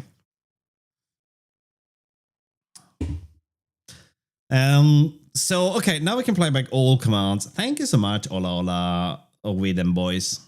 Thank you so much for that. We can now play back all commands in the buffer until present time. And as far as the client is concerned, nothing will happen. So this means that I have to go and update my notes because they are wrong. Just designing around the whole time. Well, the general idea of the game. Okay, I can tell you some thinking, right, that has no development whatsoever around it, right? I want to make the game have progression in the form of maybe experience points. The game when I play the game, I should feel roughly like I did when I was a kid playing multiplayer user dungeons, right? Of course, you can't really recreate nostalgia, but you can aim for some of those memories, right? I want the world to start in the middle. You start in the middle, which is the low level area, and the further away from the middle you go in any directions, the more difficult the game gets, right? Pixel art always helps, Stavros. Although in mod there was no art, but ASCII art maybe. So the further from the center you go, the more difficult it gets, right? Recreating nostalgia, yes. So funny thing is that the people who grow up today, they will be nostalgic for pixel art from today, right? They'll be like, oh man, like Dead Cells and oh, the art style of Stardew Valley and Core Keeper and so it's kind of funny though, right?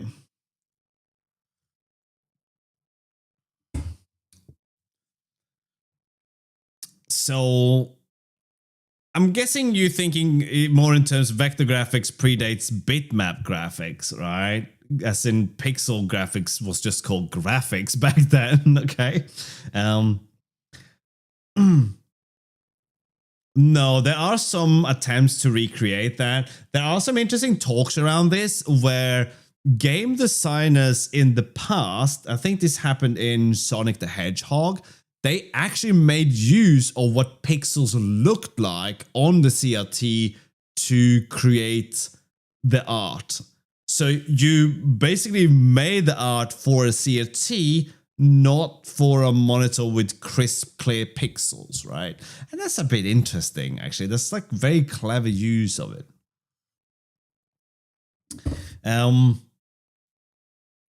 But yeah, so that's it. You exist in the world. You should be able to modify the world, right? You should be able to have a permanent impact on the world. The world lives on the server. So if you change the world on the server, other players playing on the server will observe that world. Let's say that you hypothetically could chop down trees. It's not a resource management game, but let's say that you could chop down trees. Let's say you could put down a bit of road, right? That would be visible to everyone in the world, right?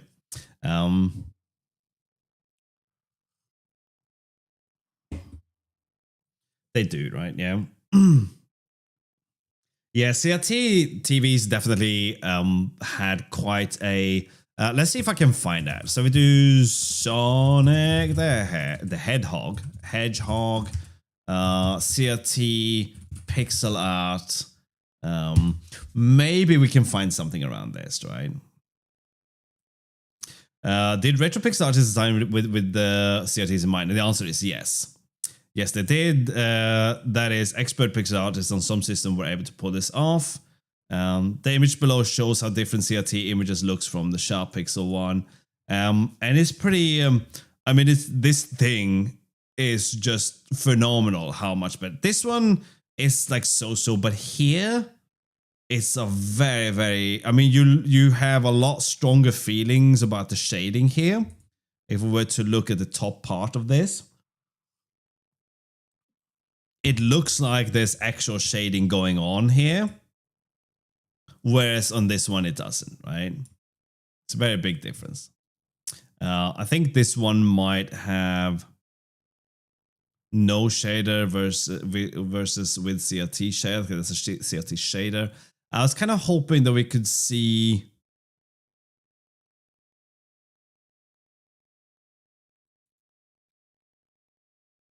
here's another one, right? Here's another one where the rain effect is very different, right? Oh, Jason, that stuff was so cool. If we look at ANSI art, so there's like ASCII art is what a lot of people know about, but ANSI art, where people create these like really long drawings of vines and shit, and these things would appear on things like BBSs or NFO files and stuff. Now, I don't know if it's safe to search for ANSI art because they usually feature scantily clad women. But let's do a quick ANSI art search here. We should be okay if that's what it turns up.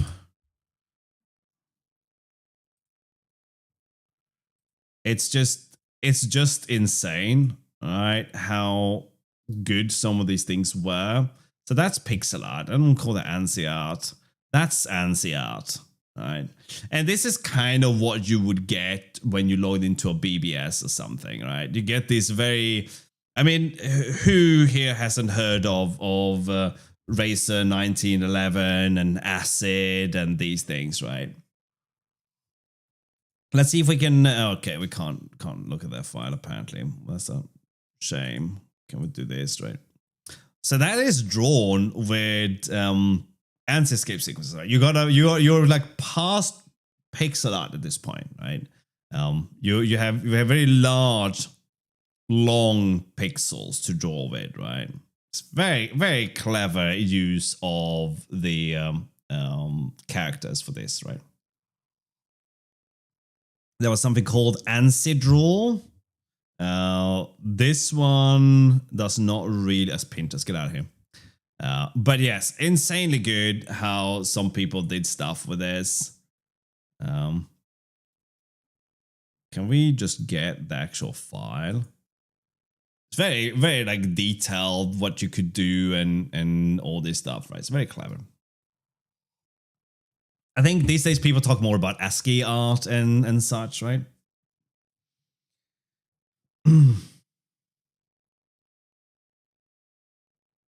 16 colors for the ANSI art archive, really? Oh wow, I totally thought that this was going to be a scam, but yeah, every now and then, right?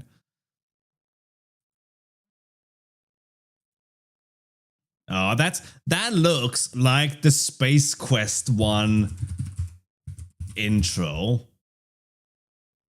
No, not quite. Not quite.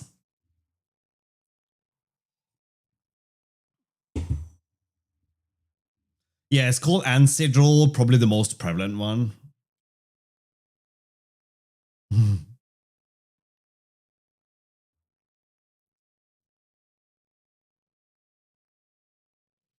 You were in one of those groups? That's cool. I was paying attention to them, but I was never in one of them.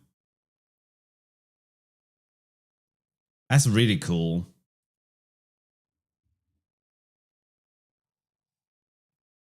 That's straight up retro nostalgia.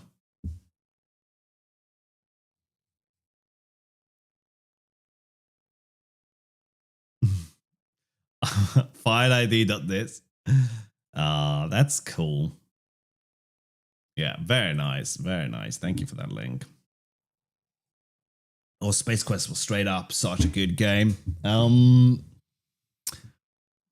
It's where, as a young person, I learned that if you just crawl into the washing machine, you will come out with a new outfit. Didn't happen to me and cause severe brain damage, some say. All right, so that means I have to update my my current notes, though. So let's think about that for a second. Oh, the lemon trick was pretty good. So I have milk in my tea, but I also have lemon. And now you might be shocked and appalled. But how? Are you some kind of a wizard? If you put the lemon in the tea water while you boil the water, and obviously don't put 15 lemons in there, and you don't put 12 liters of milk in there either, then you can boil the water with the lemon in it, brew the tea, and the milk won't curdle, right? What happens if the server and client disagree on position? Well, amateur superhero, that answer is actually right in front of you, in the shape of a very large and angry server fist, clubbing the client in the face for trying to cheat, right? The server is always the definitive truth. So the server will say, since we're sending move east, so for the next 20 milliseconds, your character will move east. That's what we send to the server. The server gets move east for a duration of let's say 20 milliseconds. Move east for a duration of 50 milliseconds. This happens both on the client and the server. So given the same speed and the same distance over the same time, you should have traveled to the same coordinates. If your client cheats, right? And say, nah, man, you moved a billion pixels in that direction or units or whatever, right? And the server comes back and tells the client, where were you on packet 1, right? So the server sends packet 1 back to the client. The client will look in the state buffer and say, okay, on number 1, I was moving east. I was at this position. Now, if this position is wrong, if the client said this position was 7,000 by 300 instead of 00, then this will just be overwritten by the server, right? So we are never sending anything to the server that is the truth, right? We're only signaling our intent to the server, right? Or we're sending commands saying, perform this action. The server will do the calculation. We will do the same calculation on the client so it looks smooth and moves well. But we are never sending the position from the client. The only thing we do on the client is say, oh, but the server says we were over here, but we think we're over here. So we're going to correct that, move you over there, and then play back all the states that happened since then, right? So let's do this, right? Let's draw an infinity board, right? So we're gonna split the world in half, okay? We are here on the server and the client, and now we're gonna move east, right? That's our whole spiel here. We're gonna move east into this direction here, right? So on frame 1, we are here, all right? We're sending move east. So let's draw this as our frames as well, right? So that's frame 1, 2, 3, okay, 3, 4, beautiful, right? So we're moving east, okay? So here we are moving east for a given period of time. We end up here. But on the client, now let's say that we're saying that we are here, right? We're trying to cheat on the client. So we say we're here. And then we keep moving east. So we are now here. On the server, we are here. This is the client. That's the server, all right? And then we're here, and then we're here. And at this point, we are now our packets are now starting to arrive over at the client. So the server says, okay, on this frame, you are here, okay? And the client goes, yeah, I agree with this. And then it's going to play back all the commands from there, which will subsequently correct these positions, right? But even if we say, okay, we send this to the server acts this one, and we remove this one from the buffer, we get to the second frame, and the server now sends this back to us. Or let's say that we get down here until the server sends everything back to us, right? So the server says, no, man, at this frame, you're actually over here, okay? Since we have all the commands and everything that has happened up until this point, we're just going to have to play these back on the client. So we're going to move the client there, and then there, and then there. And then when we updated the client to the present, we will interpolate this value to this value, right? So any small corrections will be very smooth, but in reality, we're just confirming what has happened. And with interpolation, if there is anything wrong, that will be kind of smoothed out a bit. And if you're trying to cheat, which you can't because you can only affect the client, if you're cheating and saying, oh, look, I'm over here now, that just means that it's going to render something very strangely for you. And the other players observing the world are seeing the world through here, right? They are seeing this. They will never see your client, right? What happens when the client's latency is inconsistent? Nothing.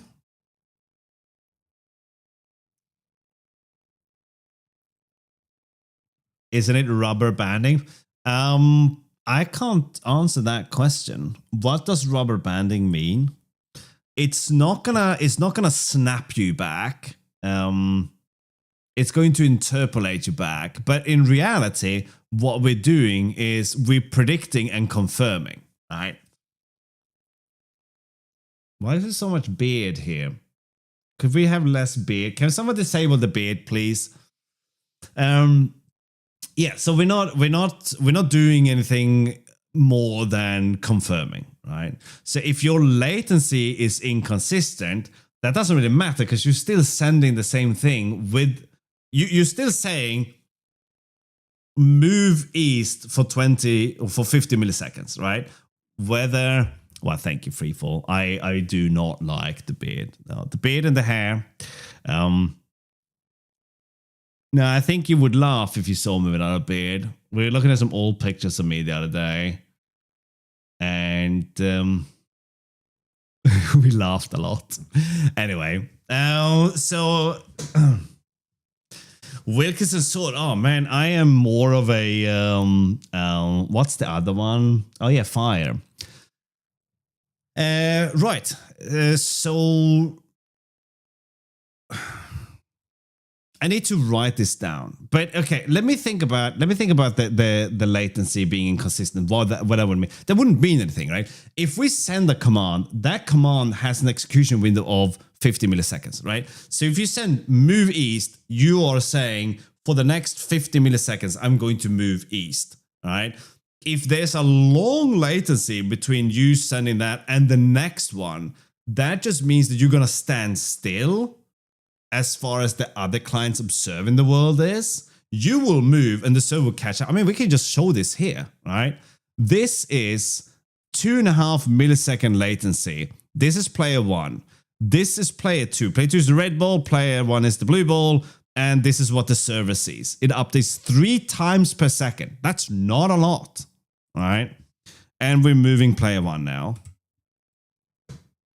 It takes a long time for this guy to see player 1 moving, right? And the reason it looks shit is because we're not interpolating. So if we interpolate this, it's going to look a lot better.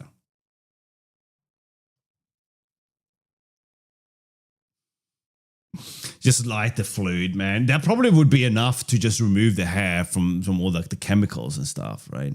Probably not. Don't try that. That would be dumb. And don't do dumb things. Dumb things are for dumb people, and we don't do that.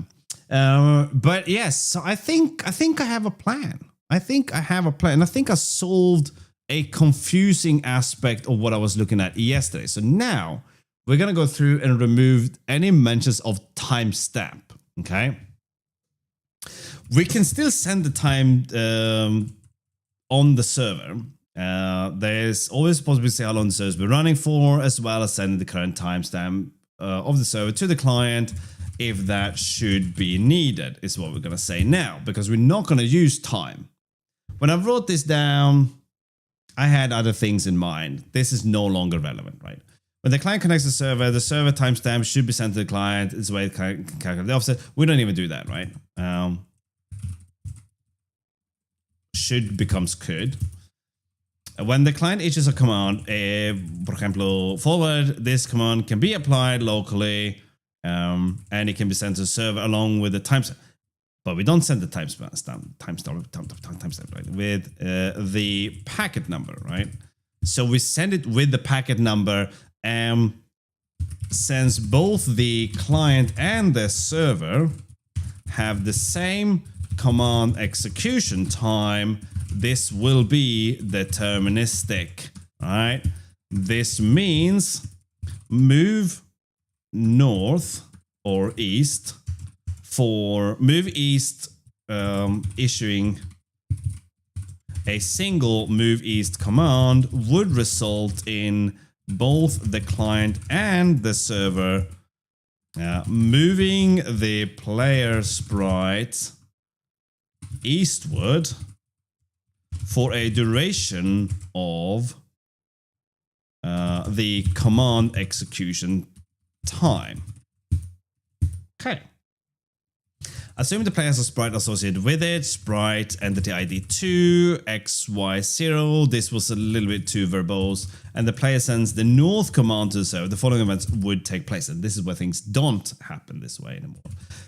Create a payload for the server. The server knows entity ID 2 is the player, which is why we don't have to say that. Remember that we're only simulating or predicting our local stuff, right?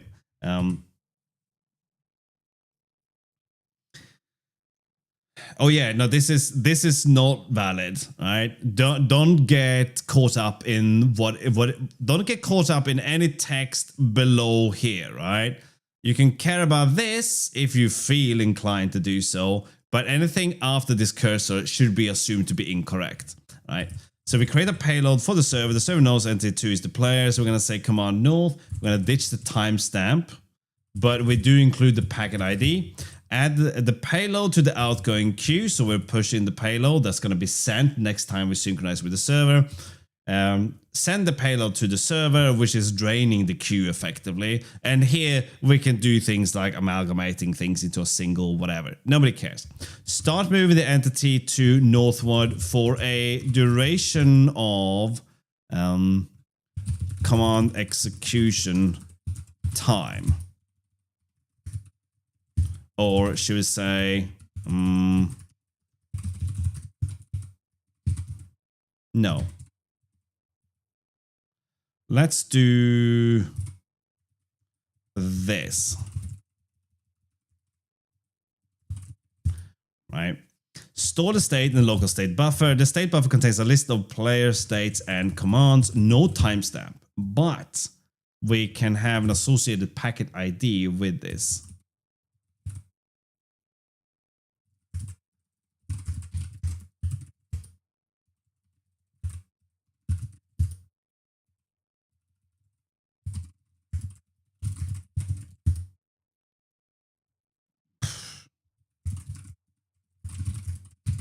Okay, all right, fine. All right. The client may run at 60 times per second. The client may render at 60 frames per second. However, network publishing might happen 20 times per second. This means that the north command might be placed on the queue 3 times before the payloads are sent from the client to the server.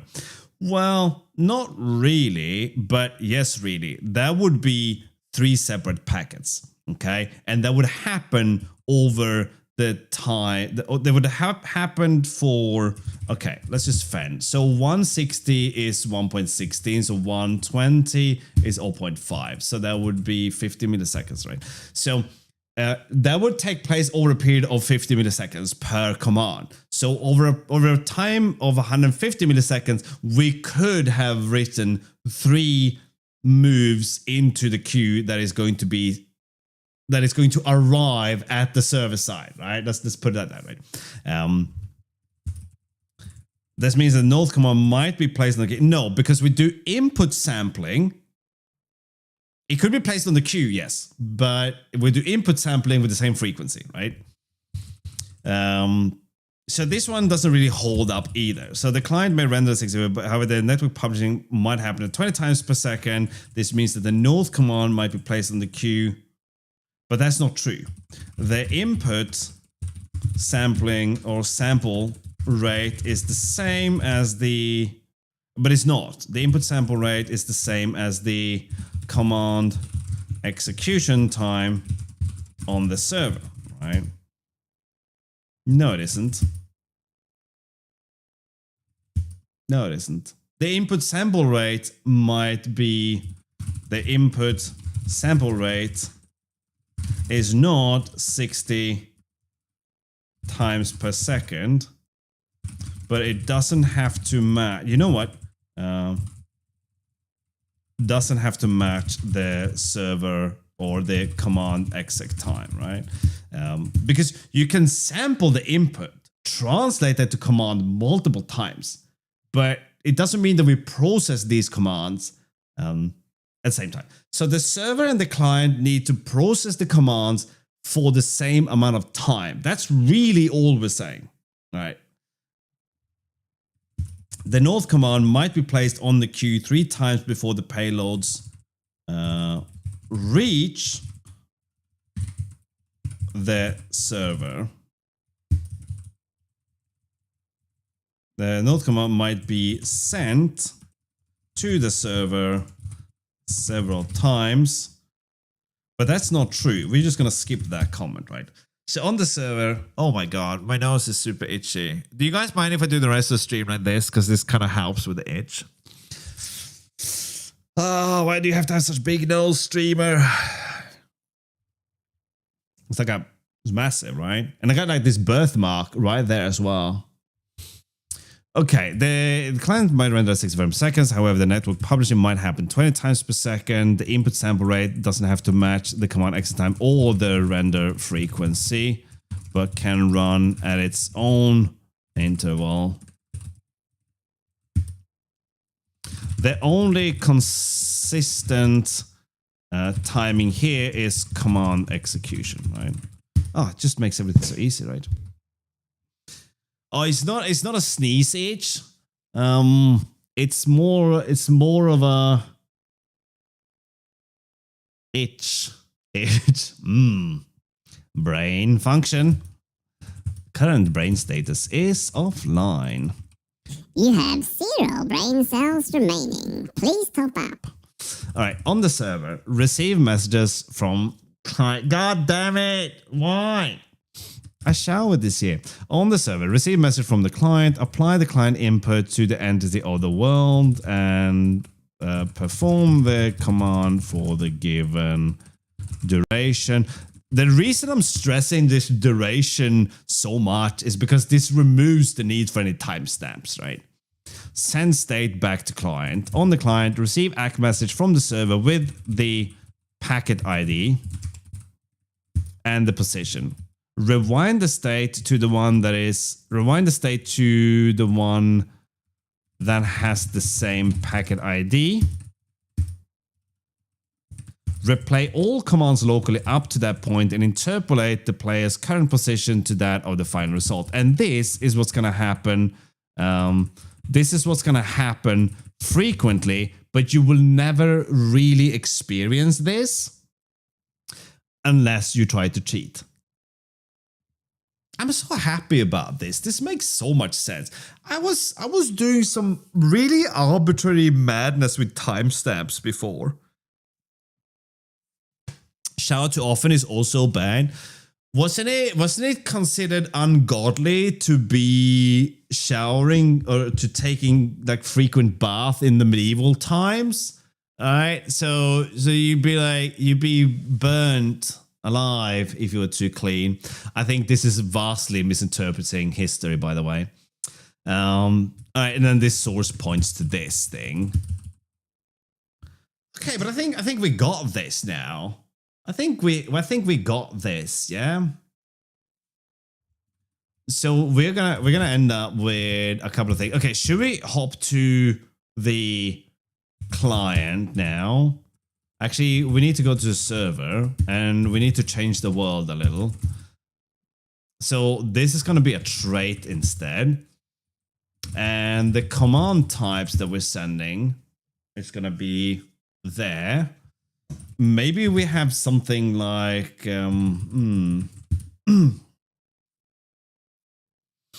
That's kind of cool though, Freefall. So your almond milk latte from the local bronze box would get you pissed, right?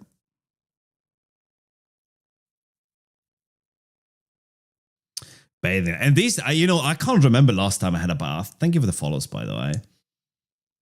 Talking about bath time, and then the followers, like the following 3,000 people have now unfollowed you. Oh, but do you guys remember the streamer that sold her bath water? I mean, hygiene issues. Come on. Anyway, you know what? I was watching this really insane thing. I gotta tell you about this as well.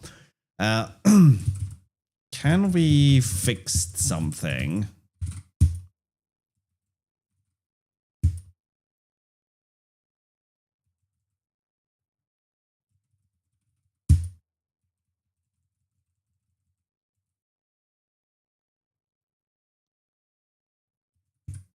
I think this should be here because otherwise the site looks dumb. But let's do a solar serve and check this.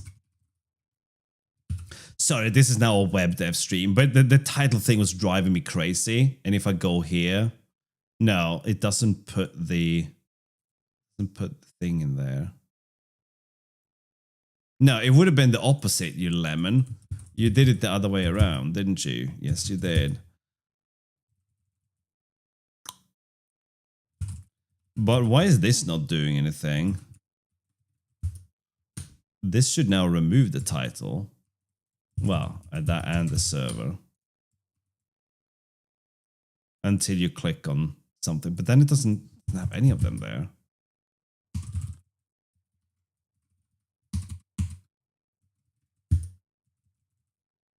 So given a title, I want to add that. Otherwise, I don't.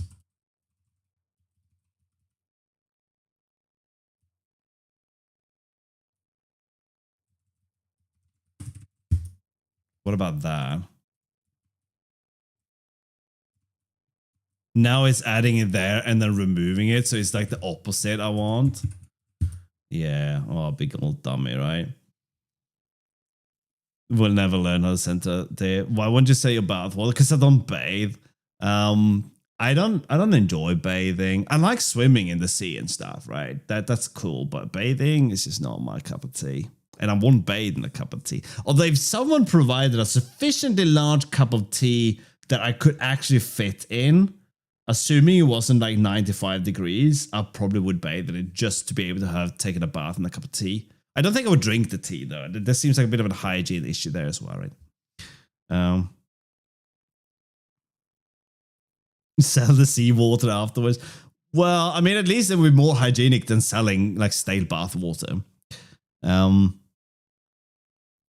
Can we do solar SSG conditional something, right?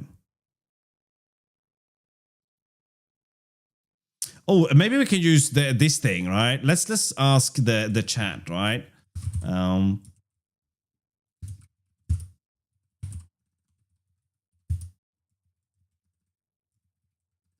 gotta sneeze.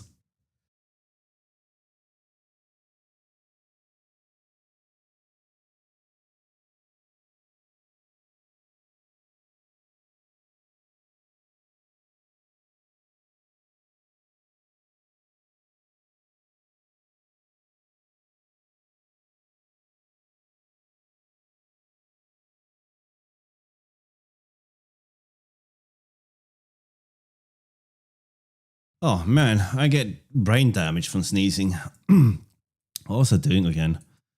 Yeah, all right. Yeah, we're gonna try that. So let's go to doc.ai and we say in Zola SSG, how do I add a conditional pipe character to my title? I want to only include the pipe character if there is a title. And then we're gonna say what it looks like, right? So the title, oh, get out of here. The title block looks like this right now. Also, don't say anything meaningless, just provide facts. There we go. Use an if statement to check if the title is not empty, if section title, and if. Okay, that's super good. So we say, was it curly brackets, like if section dot title?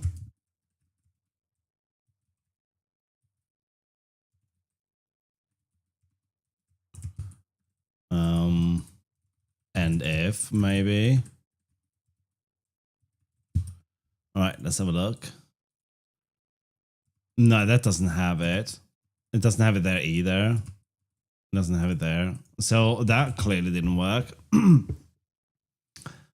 Did you lie to me? Block title if section dot title section title space pipe. But why does this not work?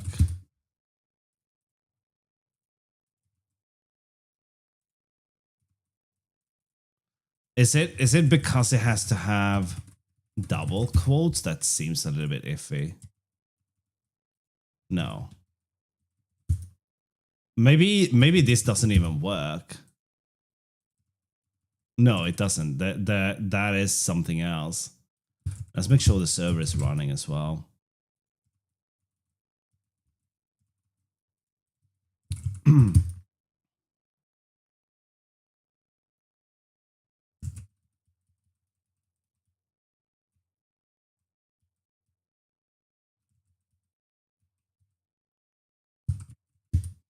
I'm just wondering if I think that I don't think the LLM is making things up. I think I made things up.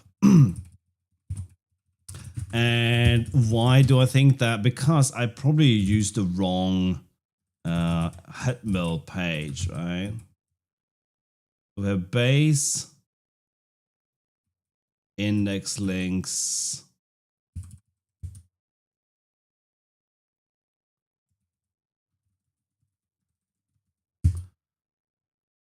So where does the post get the template? It says stream notes. That's why. Stream notes. That is a really bad name for a template. So this is the issue.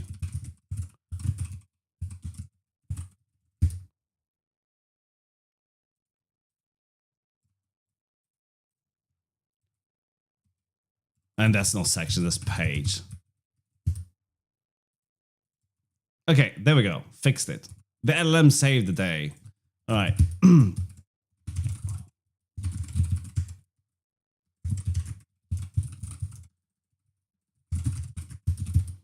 There we go.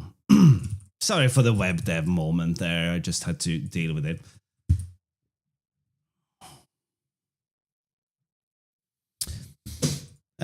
So there are things that I don't care about knowing, or I do them infrequently enough that I don't, even though I learn them, I forget about them. Some of you might relate. I'm looking at you, FFmpeg.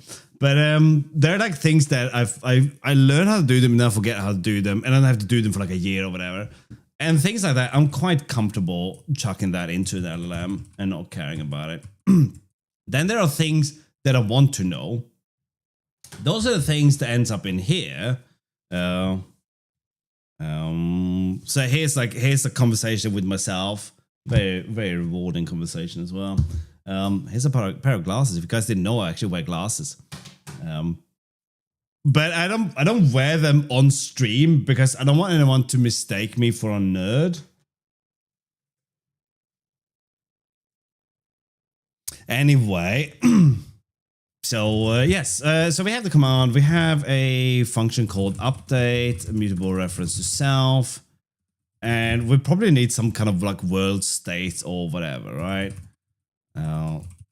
So we make the world into something that we can associate with the server now, right? Oh yeah, that is not impossible, right? For those of you who want to know what I look like with glasses on, right? Something like this. Are you really gonna do that? Okay. But these glasses aren't, like, you can see they're not like a massive difference here. Okay. Maybe I should turn them around so it's a little bit more glassery and less weirdery, right? Well, that ain't gonna work. You just got the focus on the frames then. They're not super strong, and it's more like I have really shitty corneas than anything. They keep moving around.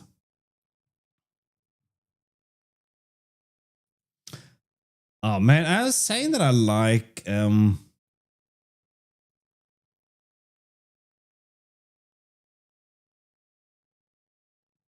cool.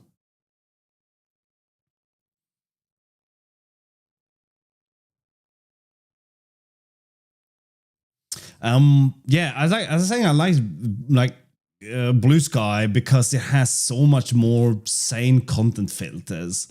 Right, but I have experienced a bot for the first time yesterday. It's very exciting, right?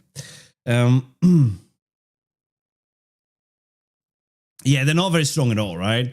No one would mistake me for a nerd. Yes. You're using Rust. I'm not sure. Not having glasses saves you from people assuming you're a nerd.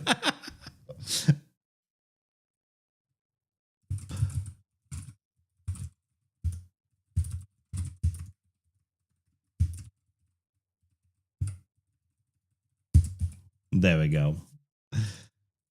Yeah, so anyway, oh man, you know what would be really cool? We're gonna get back to programming shortly, but what would be really cool is to build a new home for the bunny, but because right now he has this like wooden box, but making one that's a little bit bigger and has a camera in it, so I can have like a live feed from the bunny, because during the day he sleeps and it's the most chill thing ever to see.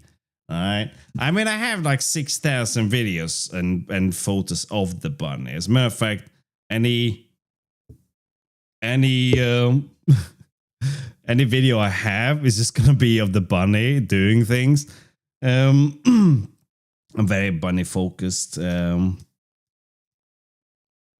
But he is just so insanely adorable when he's sleeping, right? And he just flops down on the sides and sleeps. And having a camera there would be really good. I'm sure he wouldn't mind, right?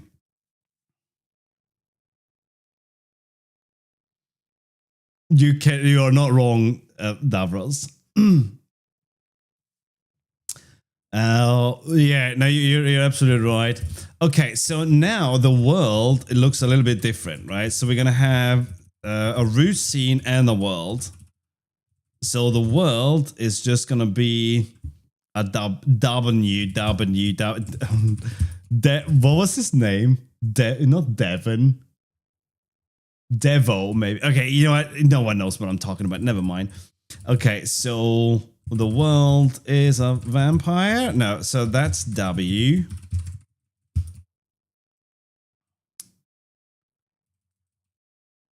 So spawning this. So new needs to. Okay, we need to insert the world as we do this, right? So where's the builder function? There we go. Have scene and we have a world.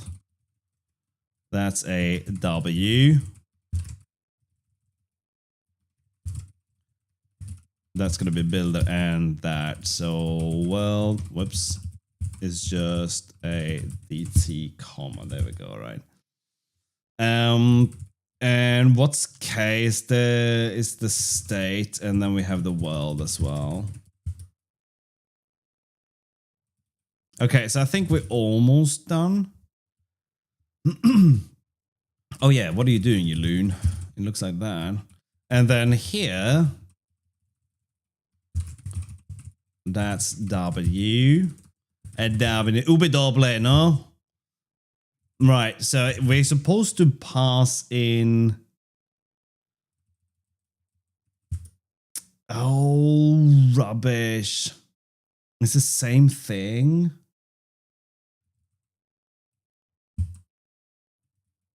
Why is S safe to send but not W? We don't have a where clause for that.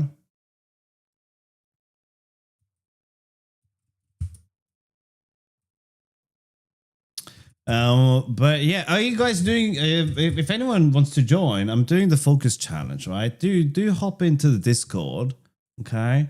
Have a look at this thing. This is only for those of you who have struggled with your focus lately, right? Call it focus, attention span, whatever you want, right? If you notice that you're gonna go, you're kind of going full squirrel brain, every now and then this is for you, right? This is for you, and this led to me being insanely productive yesterday. Today, I'm streaming. It's a little bit different. Being productive and streaming is not necessarily... they're a little bit mutually exclusive, I have to say. So we are sending that, but we can also send the root scene, can't we? Where's the scenes? Yeah, we're passing in the root scene here. So why can we send the scene? Here, it's here, you idiot. Okay.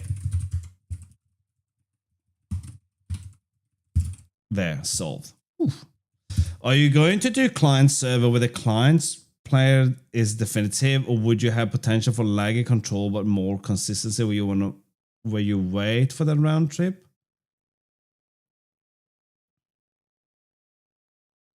I don't follow you, Davros. What does it mean that the client's player is definitive? The player representation is not definitive from the client. The server is always the authority, but I don't think that's what you mean. Client sends controls to the server. Server player position is definitive. Client must wait for the run to control update the player. No, we're doing that, but we're doing interpolation and client side prediction. Forget the interpolation in there. We're doing client side prediction. So if you send the command to move to the east, we instantly start moving you to the east. And we also send it to the server. The server then confirm that's what happened. If the server says, dude, that is not what happened, it will correct the client. So in the majority of cases, the client should never really observe anything untoward happening, right? Okay, but that means, so this small tweak gave us these. So the server handle is going to have a command type now, right? So we're going to have C for the server handle, C here. Now, C doesn't live anywhere, so we have to put a little bit of phantom data in here, right?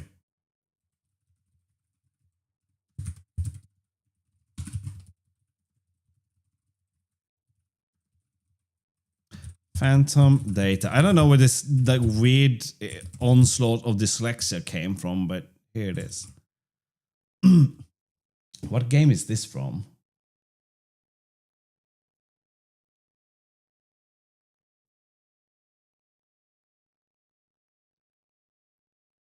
Dragon Quest. That's where I recognize the song. All right, so server handle. Now we have to add a where clause to this thing, right? So this is a world.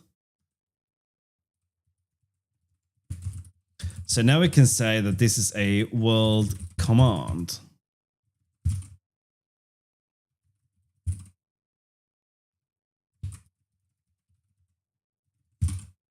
That's pretty good. I'm kind of happy with this. So we need to specify the command type here.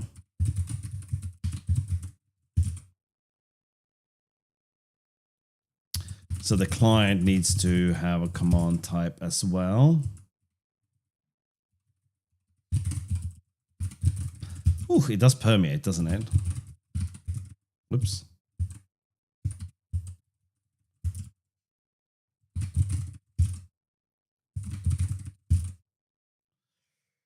Okay, so we have to agree on the world for this. The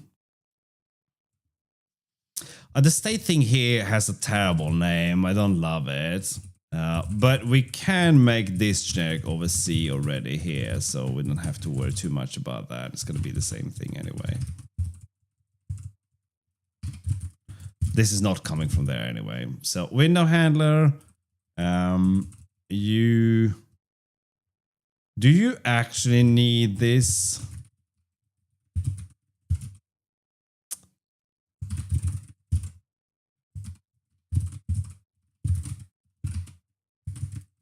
I don't think so, but we'll do it anyway. Okay, so that was all we need to do. Hello, Christopher. How you doing this very fine day?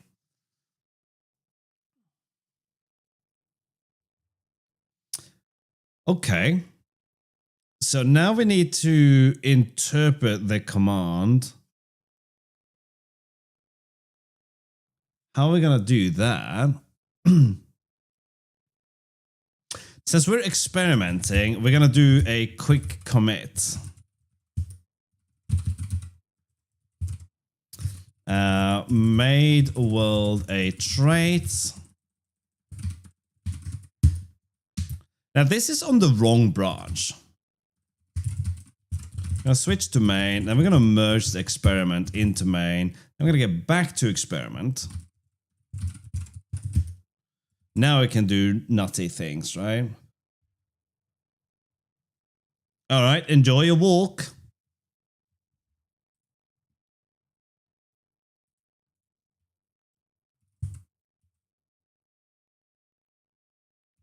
It is a little bit difficult doing this without the netcode, but we have to do something.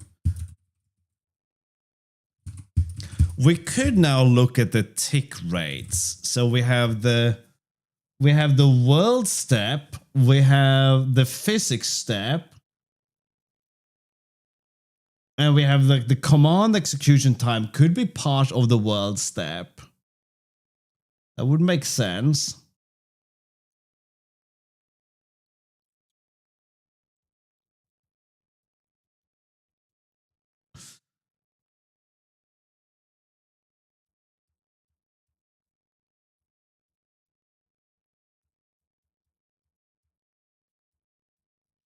And on the client, we have to interpolate this, though. We do.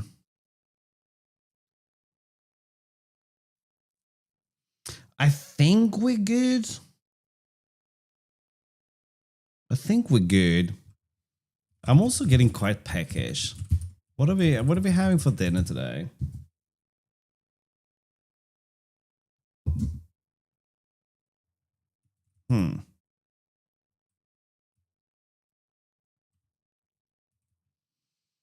Okay. Anyway, so update input on the server handle. This is not updating the input. This is wrong. This is sending a command.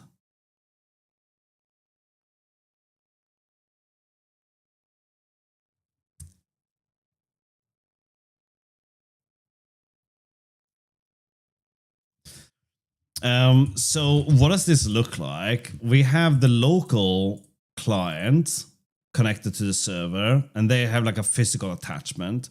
And then we have all the other little clients over here.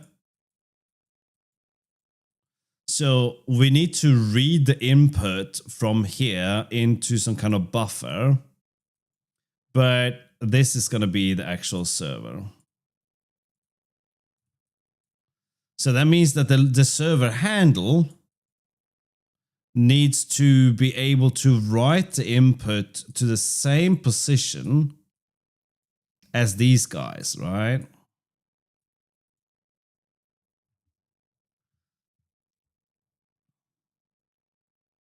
And we can do this by sharing an input queue that we then drain.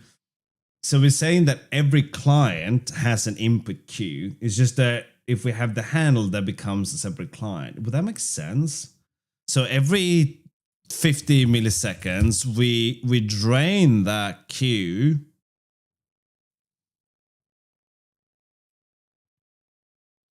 Is that right? I think maybe that could work. We'll see. I just need to get something rendering. And we should be able to do this single player without involving the network aspect and at least observe something. I can't wait to actually see something drawn on screen. Right now, there is no drawing other than this gross color. If we go to our test game, actually this one shouldn't compile anymore because we're not sending in a world now. We have a bunch of scenes, but we have no world. Let's make a struct call worldy. Make world face. You know what? World is fine. And we're going to import world for worldy. We're going to have a enum called command that has move north, move east.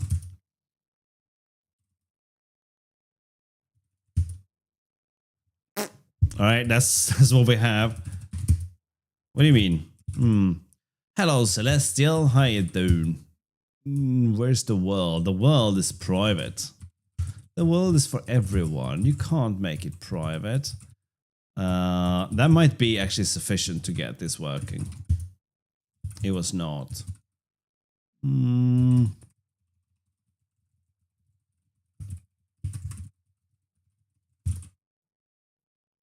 Congratulations. That was fast. Are you happy? Of course you are. Very good, Celestial. Oh, rubbish. Happy and scared. Welcome to Imposter Syndrome. Didn't I save that? Is that why? Am I being what's colloquially known as a idiot? I did not save it. There we go. That's why that didn't work. Hey, there we go. Right now it's working.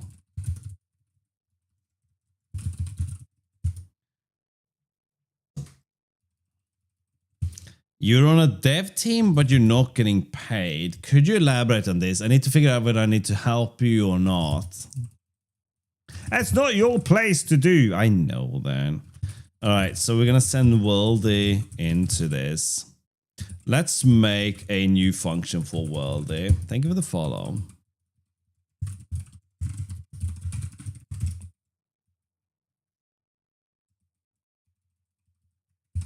This way, we can just tweak that if anything happens. Open source, well, that's good though. That's good.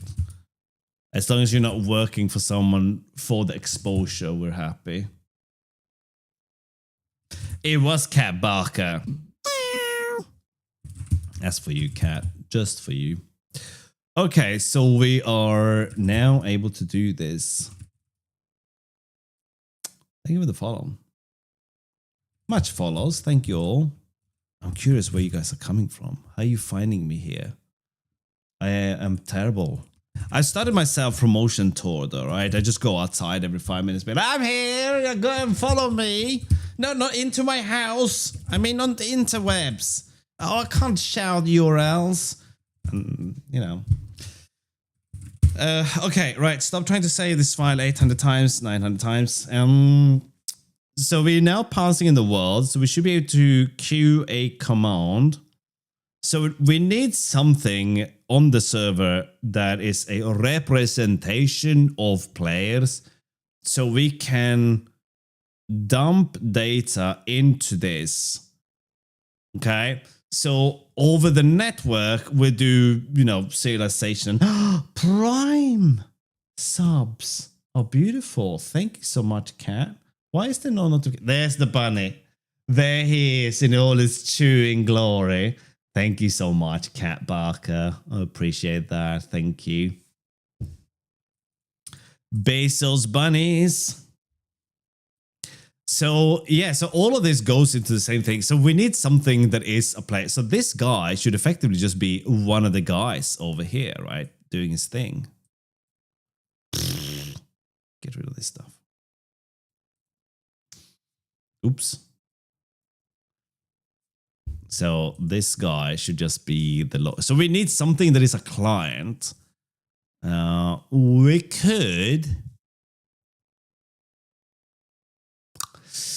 could do something where we use trait objects.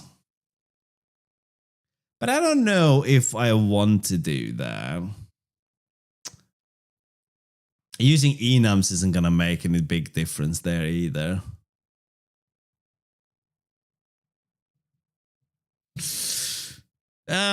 Smells like premature optimization in here. Or at least that's what I like to think it is.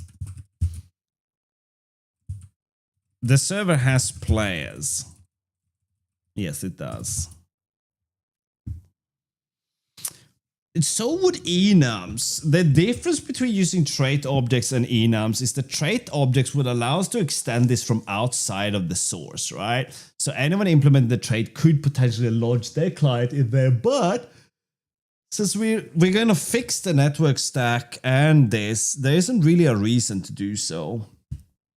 And we already have the player in here in the S, right? No, that's the scene, you muppet. Where's the handle? There's going to be a handle in here somewhere.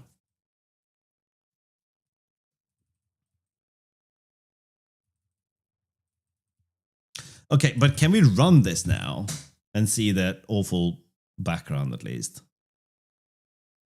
Yes, we can. So we are effectively running our game now.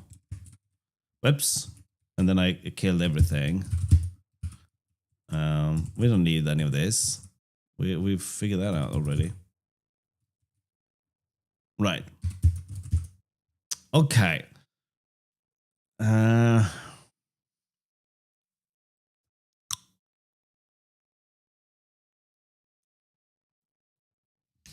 If we do server spawn here, we're going to do this for every one of them. So we get the client, we run the client with the server. Okay, so let's go to the client then. And let's do input sampling. So if you press, now obviously you want to be able to map the keyboard and mouse and all that stuff. You want like a way to map input to commands. But in that's kind of not a hard problem to solve. So we're just gonna hard code something here. In the window on the event, and where's the event? Let's create window. There's a window event. Redraw. Otherwise we do state event. Oh yeah, see that's a bit weird, right?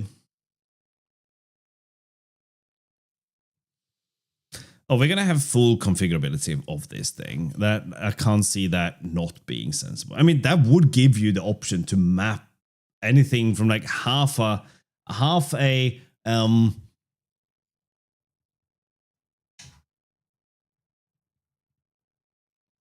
why are you moving?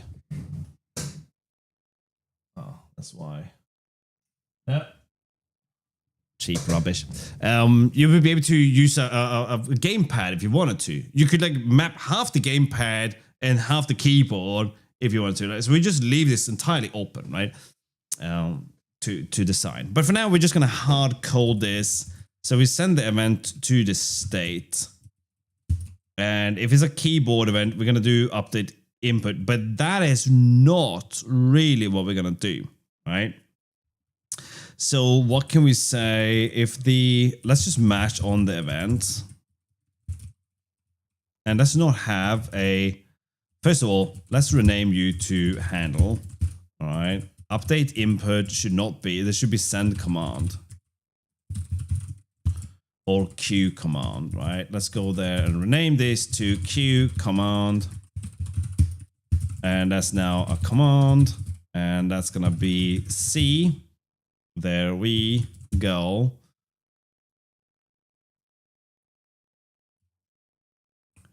All right. Right. So we have to do the translation here.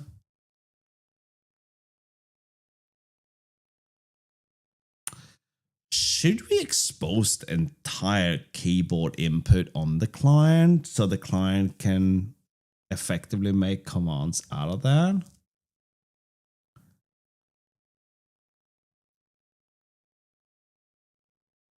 I don't know, but let's do something at least. What do you mean? Stop being broken.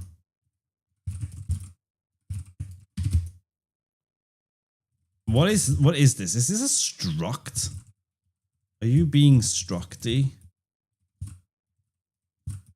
You are a struct. Ugh, oh. Should we do a logical key? No. Should we do a physical key instead? With a key code. Now this is just for testing things out, right? So if we have a key code, we can translate that to a command. It is woefully bad and incorrect to do so. Thank you for the follow. We should not do that. So if the event dots, what did you say now? Stupid brain. You can see why I need my focus thing, right? Event dot event.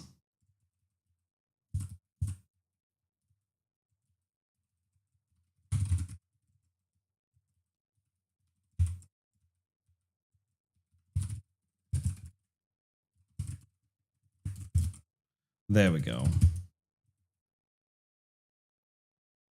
No event on a key event. No, that does seem weird. But it has...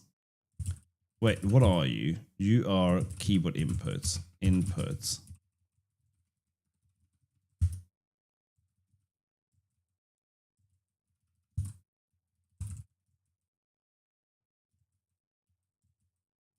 Oh no, you idiots. It's this that we're looking at. Ugh. Oof, man.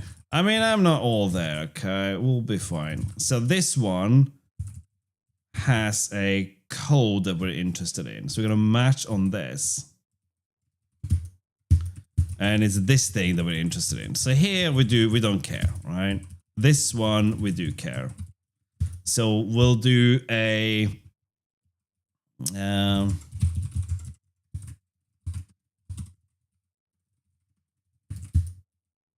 server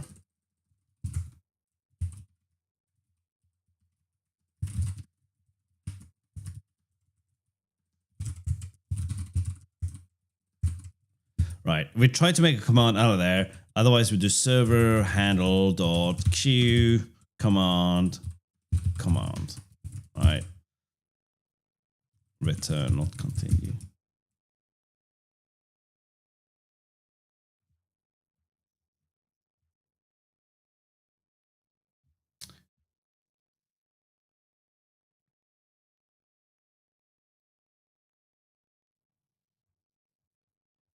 Am I not in streamer mode on Discord? My apologies.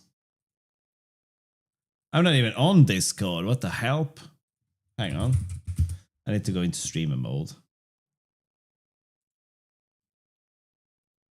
I keep getting messages and I didn't understand why.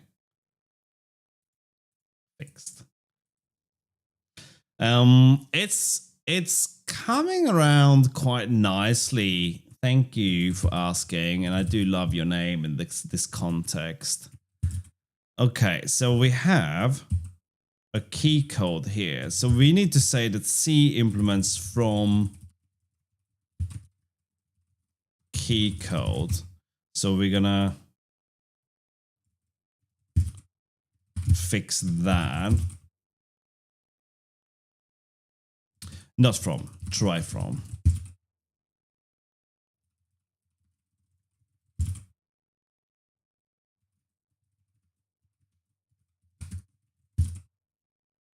I mean, why do that? We could just do this instead. Simpler.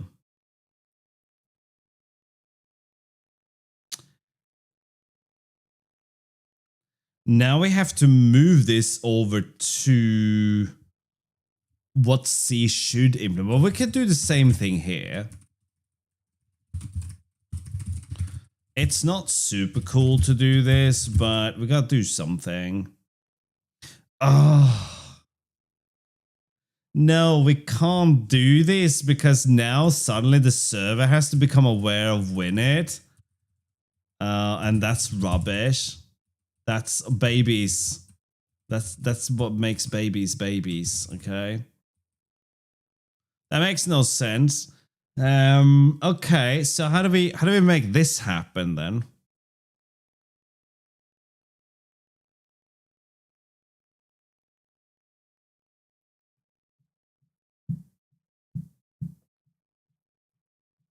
Actually, no, that would work without having to do that. Okay, I'm being a baby now. Wow. So we have to do this on the client side. We just have to go and remove this later. This is still on the client, isn't it? Yes.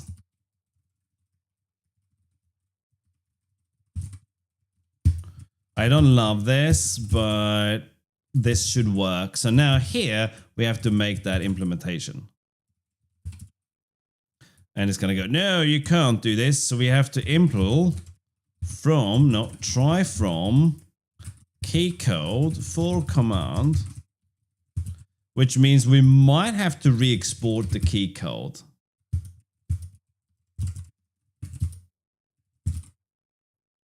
Yeah, so on the client, we will pub use, whoops. Well, okay, look, you were already there. Damn, done. And then some. What are you talking about? The client has it. Did I not save again?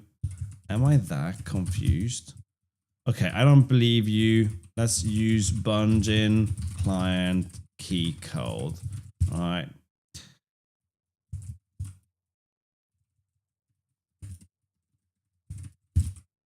That solves that and that. Okay, there we go.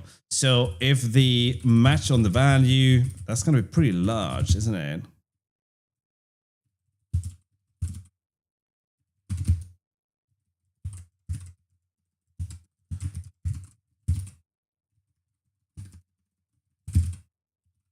Why won't you let me have anything? Okay, LSP restart. Sometimes I wonder why I even bother with LSPs.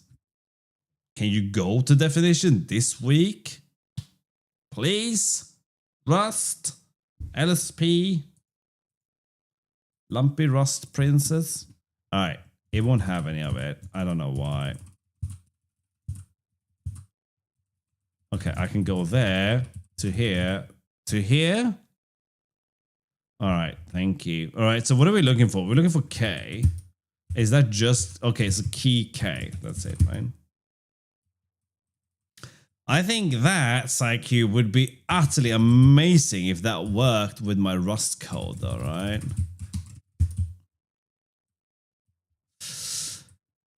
That's why it's not working, Jost. You're not wrong. Okay, key code, key K. That will be a command. Move north, yeah? Okay.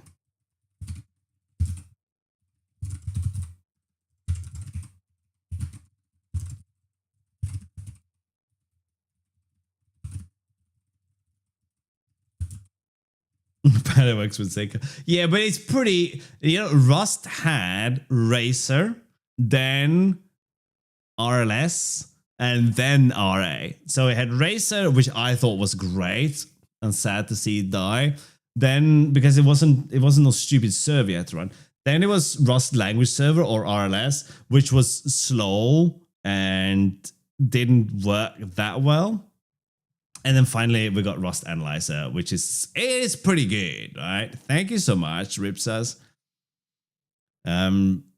Rust Analyzer is pretty good, all things considered, right? But the predecessors were not. So I imagine that SIG is gonna have the same teething issues. It might even go the same route where it gets like maybe you get ZA, SIG Analyzer, after ZLS, right? Goes the same route. Now, I think we should have more joy in life, so I keep opening tabs on another screen to check something. Ah, thank you guys for the follows over there as well. How special I feel today.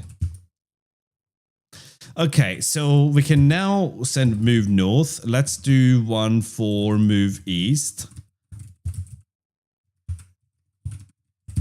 I kind of feel like if we're doing this, we should probably have move south as well. And move west. All right. So J would be west and H would be south and west. All right. So we have some movement commands in there. Now, again, this is incredibly hacky Hackington. So let's go back to this somewhere. Window handler. Where's the events? State event. All right, this is so gross, but okay.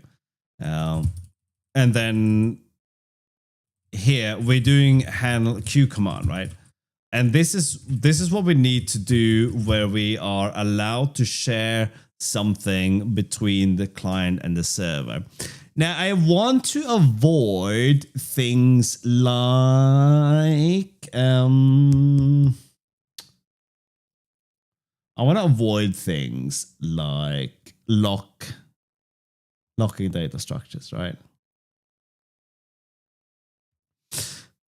Is the standard library channel lock free?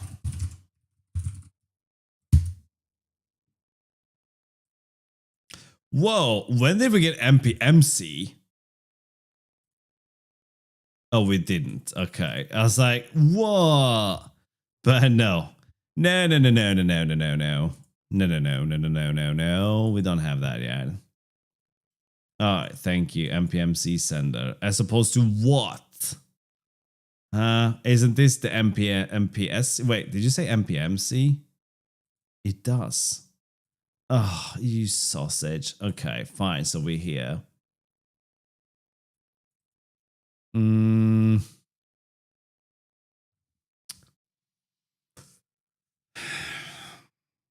It is locking, isn't it?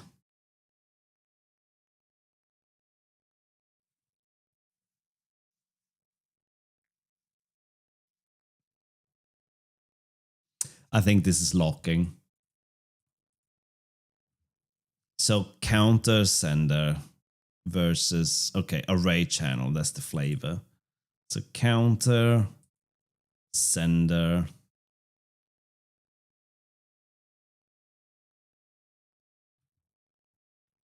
No,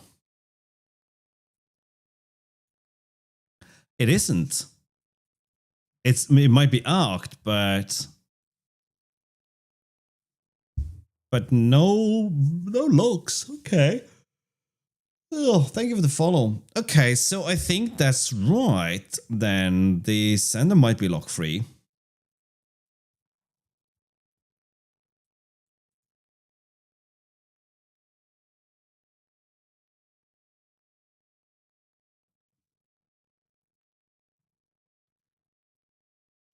Oh, that's so nice. Thank you, Rust. Okay, we can just use a channel then, right? So this one will have a sender of a command. Then we don't need Phantom Boy anymore.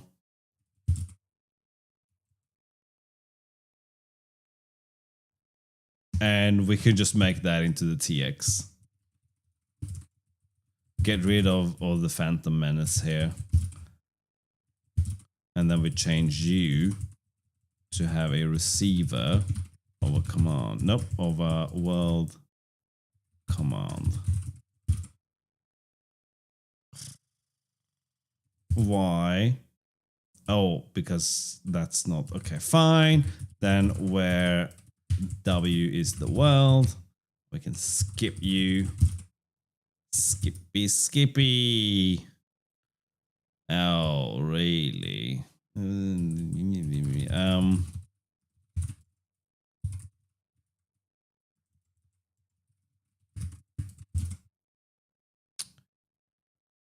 Okay. So that's on the local, which means that the local now has a receiver of C here. No RxTX pair there. Bam, done. Right.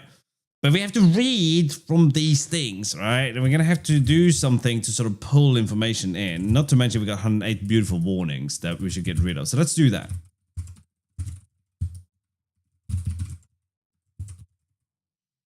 Hacking in commands for testing. Then we're going to do a cargo fix all. Okay. Let's go back to the server.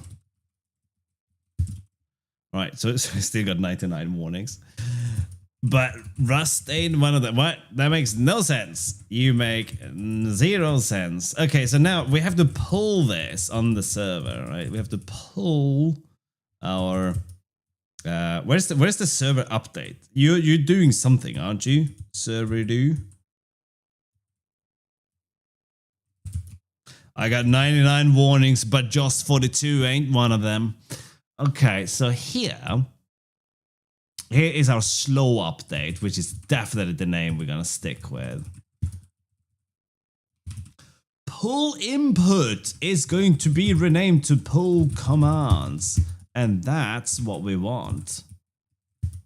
So we're gonna pull the commands here. So we can start off by saying self dot. Where does that K come in? It's the. What are you? Kind. Oh, gross. Super gross. Okay, pull commands. All right, so then now that has to be a thing. Where we do that. Actually, pull command in singular. So if you receive 3 commands, we don't execute all of them at the same time. We can only do them once every 50 milliseconds, right? I have heard that joke before, Joss, but I do applaud you for trying. Okay, so pull command does not exist in kind, but we are going to make it exist. It's just the dumbassery here. So we're going to have a trait called server kind. That's going to have a function called pull command. It takes a reference to self and returns an option. And by default, this will just return none. However, we're going to import the server kind for a local C. And this thing, oh, fiddlesticks.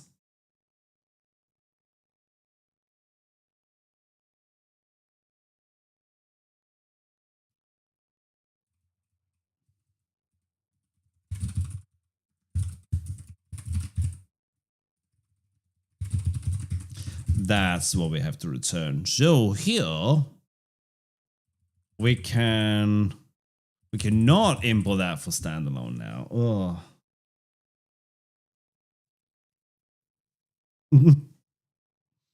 That one I hadn't heard before. So standalone now has to be generic over C as well.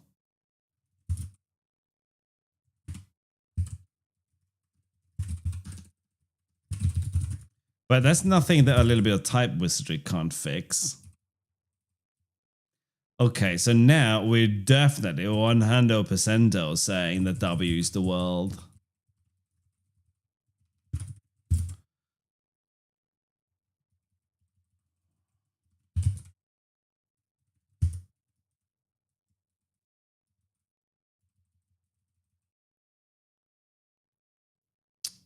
Well, you actually don't need to be there, do you? Well, yes, you do.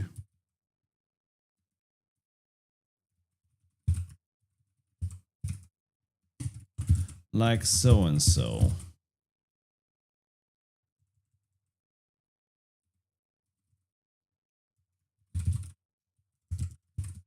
But then this becomes a bit redundant, doesn't it? So that's going to be W command. Like so. Wait, not like so?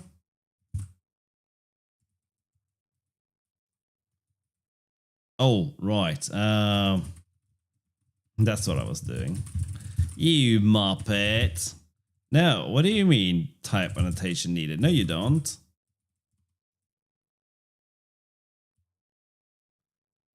Oh, okay. So where's the state bloody thing coming from then?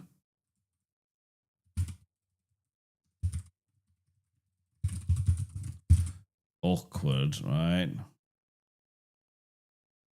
No, that's because kind in this case has to implement.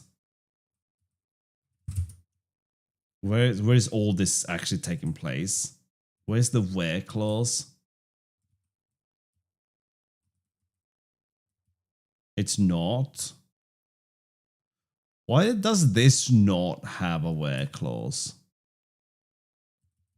It should have.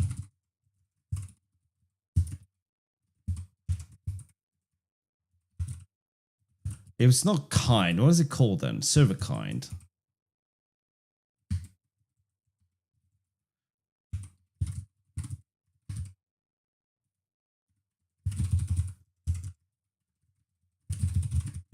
Like that. That's kind of what we need. Oh, what now, you gross freak?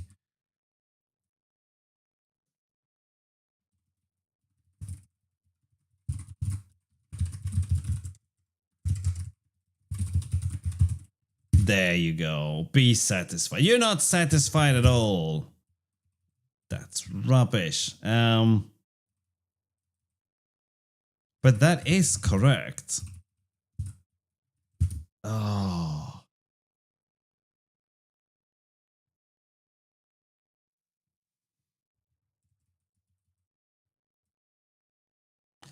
Standalone WS World command on server. But it is. We literally said so there.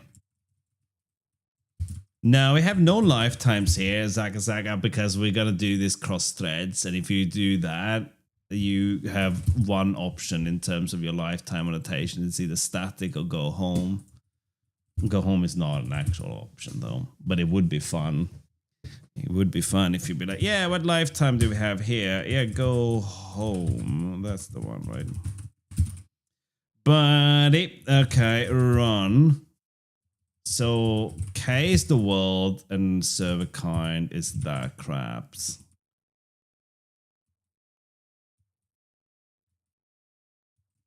Which we have specified. So according to this thing, K is standalone with the world command, which is a little bit confusing.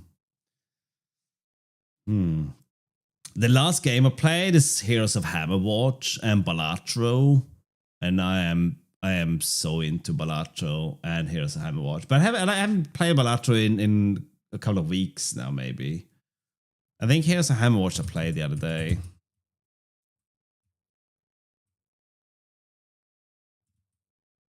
So it's run standalone that is being a dingus.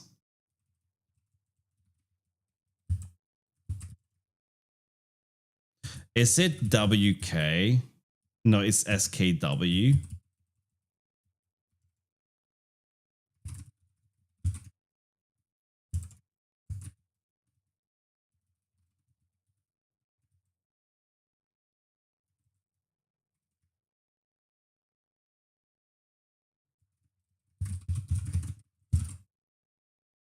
You shit. That is definitely now saying that. Yeah, although I don't think I would enjoy playing Balatro multiplayer. I'm sort of not. I'm not like super competitive when it comes to this stuff. I'm only competitive when I'm playing games against children or people who can't win, right?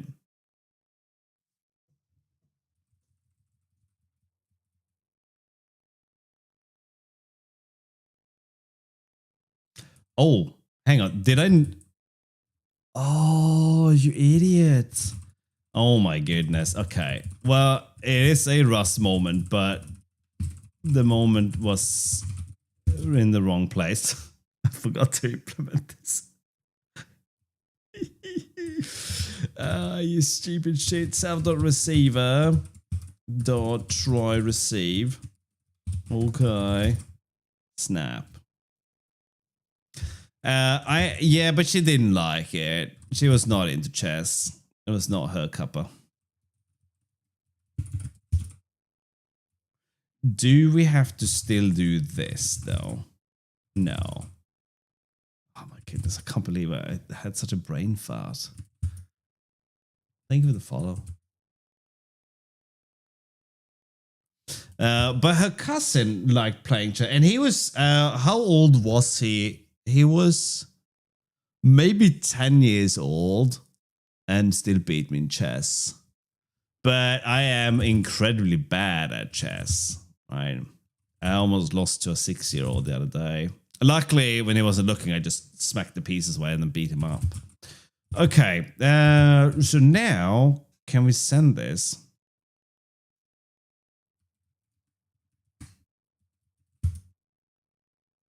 Okay, so when we pull the input on the server, let's panic the server.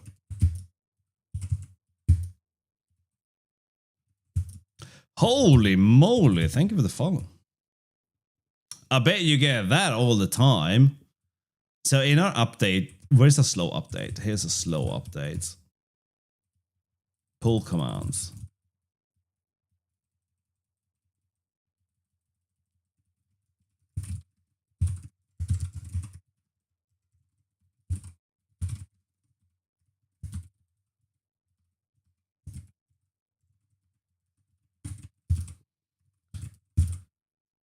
Oh, come on, let's not implement debug. Ugh.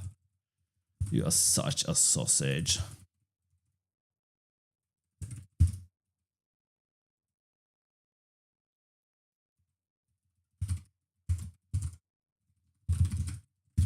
Okay.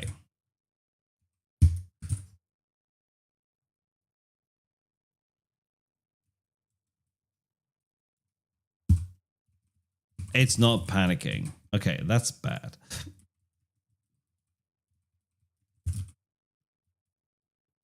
Why was that not happening? Let's go back to our test game.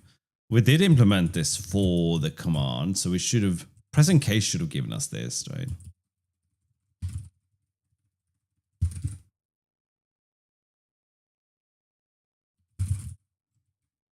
Yep, there it is.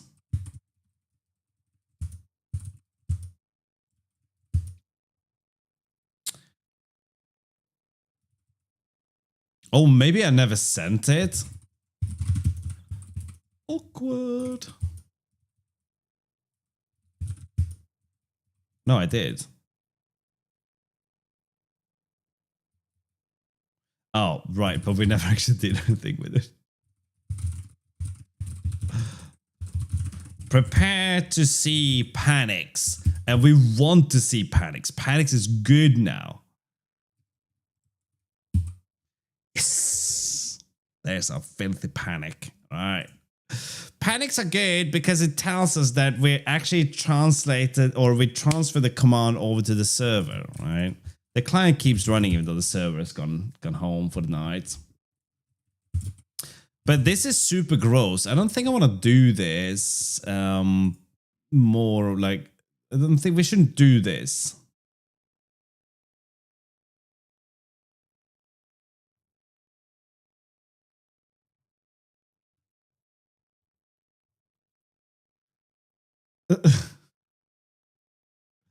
I don't know, man. There's something. Okay.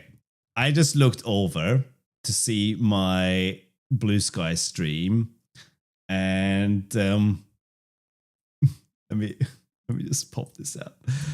So I'm kind of following the game dev stuff, and it looks fine, right? This is what people are making. It's pretty good, but then, like, why? Okay, why?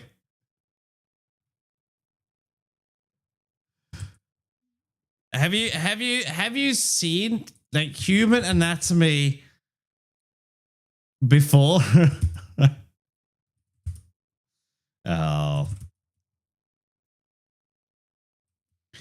Oh my. Oh my. Why is it like that? They did a whole game. There was some game. What I don't remember what it was called, but oh, it was just women's butts the whole game. I don't remember what it was. It wasn't that memorable other than that part. Some kind of fight. It's not a fighting game. It was a game where you were on like a planet and you were fighting these various aliens.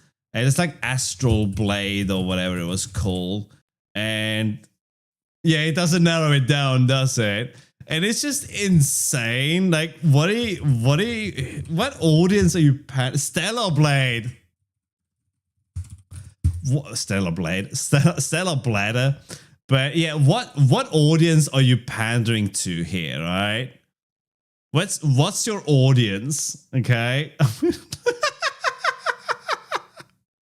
Come on, man. This is just straight up, man. Oh, I don't know, man.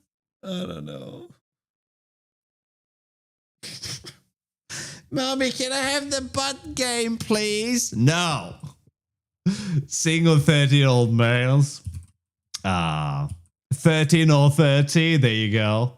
Big swords and butts. That should be the name of the game, right? Butts and swords, man. Best game to watch on Twitch? I feel attacked. Do you have the game, Jost? If you do, why did you buy the game? I mean, the game might be fun, right? What do I know? What's Astral Blade? Is that a sequel or a prequel or something completely different? You do not.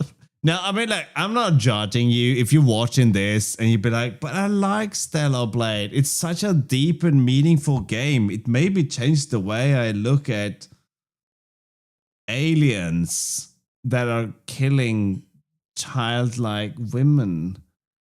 Right? But that's okay, right? You don't worry about it. You're good, right? I just struggle a bit. Hello, Donnie. I put on my browser at the start of the day, and the first words I hear are big swords and butts. Yes, it is. It's gonna be a good day. I thought Marvel Rivals is the butt game. Is it? I heard some people got upset because some costume was made less revealing.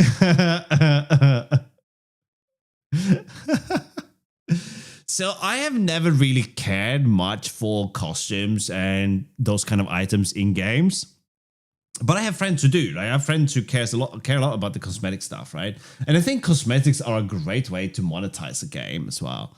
Right? You can give the game away for free and sell cosmetics. And if you have large enough of a player base that pays for the cosmetics to keep the game going, there are probably not many games like that. But Path of Exile, maybe, right? It's a game around those butts. Yeah.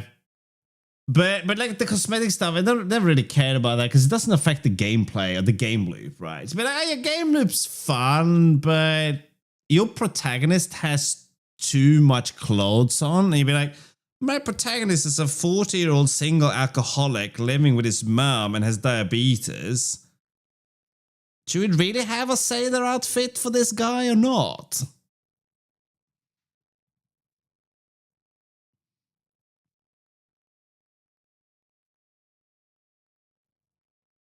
Delta Force, it's I don't know what BF means here.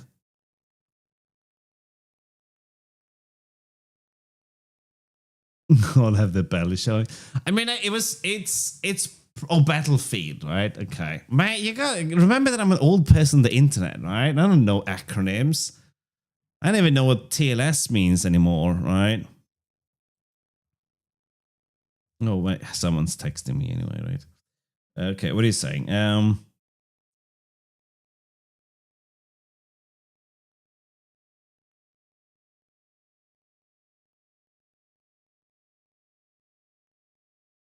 No dice. Oh no. Oh shit. No, I don't want to make a phone call. Okay, right, I'm busy. Yeah. Anyway, cosmetics. What was I saying? Yeah, some people care about it. I don't care about it because to me they don't change the gameplay. But you know, it's all good. And you can make. I mean, look. Let's if we want to balance the gender scales a little bit. Have you guys seen Gears of War? All right. I mean, the protagonists, right? He was not skipping bicep day. None of them were, right? They all look like they're on suitable amounts of gear, right? Gears of War is more like trend people in war, right? In war, trend people of war. I don't know. Fuck it, you piece it together, right? But anyway, it's just like it's all like this insane. I think honestly, I don't really care, right? I don't care. People should do whatever they want with their games, right? If you want to make the protagonist like naked, looking like a bloated carcass, right? You go for it, right? It's your game. You do whatever you want. I don't care about any of this stuff, right? But the game's not going to be for me, right? When the main selling point of the game seemed to be butts and swords, man. I don't know. Oil up and hit the gym. Oh yeah, man. I don't know about the oil up thing though. I think that would be quite dangerous, right? Not to mention that you get like weird looks as well. If you hit the gym oiled up, right? But bronze up, right?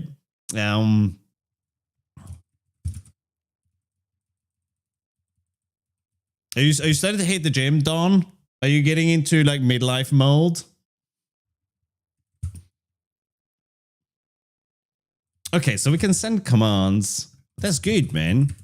It'll let you live longer and have like better quality of life as well, right? I don't know, Josh. That just sounds funny to me, though. Again, I never really cared about these things like, oh, you portraying some unrealistic ideas. Bitch, have you seen Barbie? Right? It's just like all these things that I don't care about, right? But it's just not my cup of tea, right? Food, alcohol, and exercise. No Ozempic for me. Nah, that's funny. It's funny how Ozempic just went, like, we should have invested in that shit, man. And I don't think it's gonna last, right? It won't be long until someone goes, side effects is death, violent diarrhea, followed by death.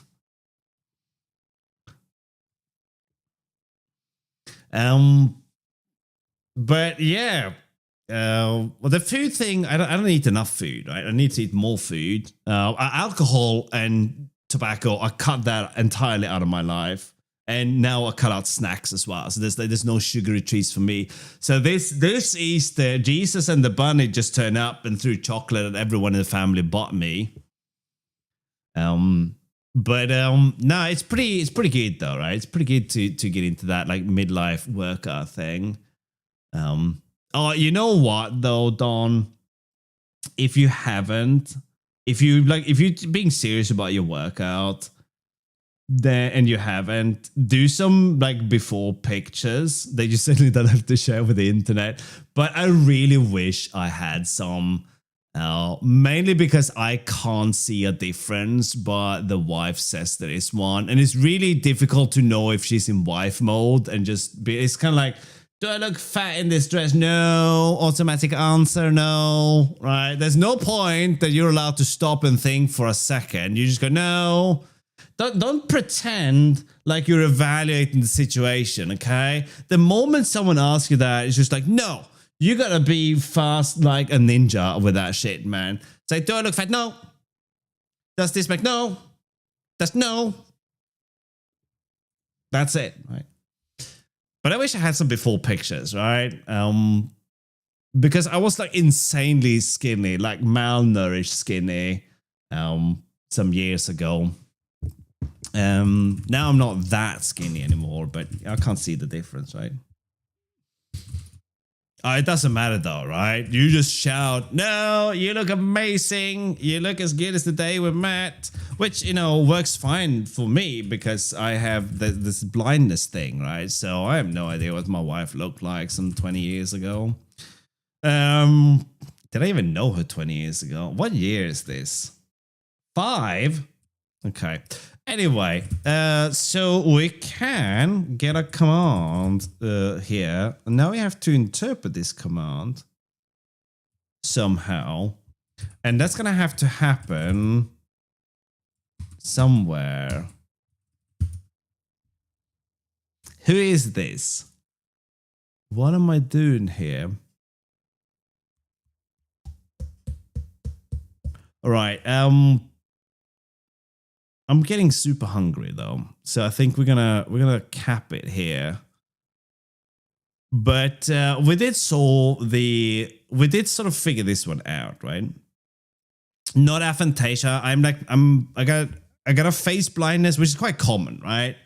But the long and short of it is this: if the person I am looking at leaves the room I am in and stops being the person I look at, their face disappears from my memory very, very quickly. So I couldn't tell you what my wife looks like right now, or even my own child, but I can remember photographs of them.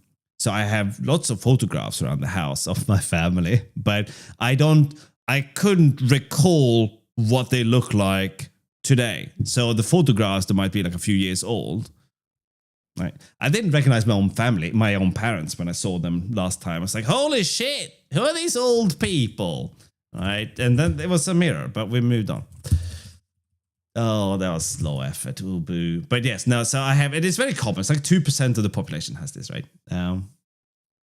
Do I have any photos of my family in the office? No, because I swing the camera around sometimes. I like. There's nothing in here that I couldn't share with the world, right? There's no sensitive papers. There's no pictures. There's nothing really in here that is of any significance.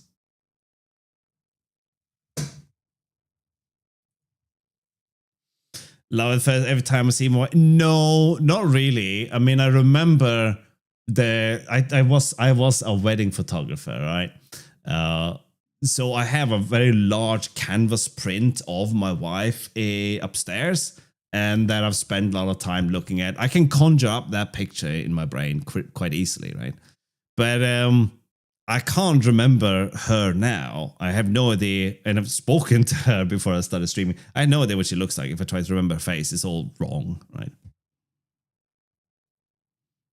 Definitely Dawn. What's the condition called? It's just it's a very common type of face blindness, right? So if you've ever realized that you don't recognize people by their looks, you recognize them by their tone of voice, their posture, and their clothes, and all these things, right? So if someone I know changes hair color, I won't recognize them.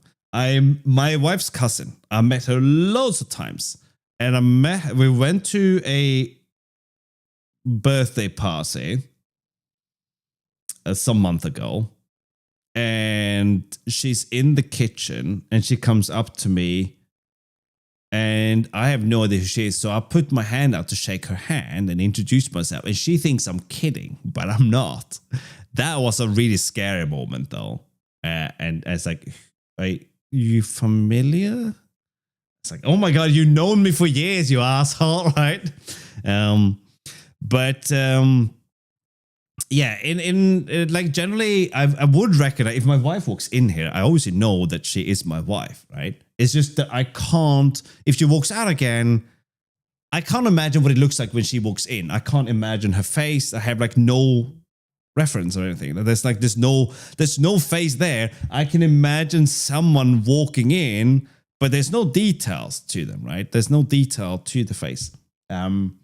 And the reason I didn't realize that I had this until some years ago when we were having a conversation. We're in the sofa having a conversation, and I said something like, "But you know, it's like when you walk out of the room and you like instantly forget what the person looks like." And she goes, "No, you don't."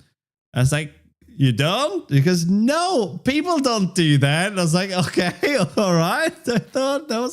I thought everyone lived like that. You know, you walk out of the room and the person you just talked to evaporates. Like their face just disappears, right?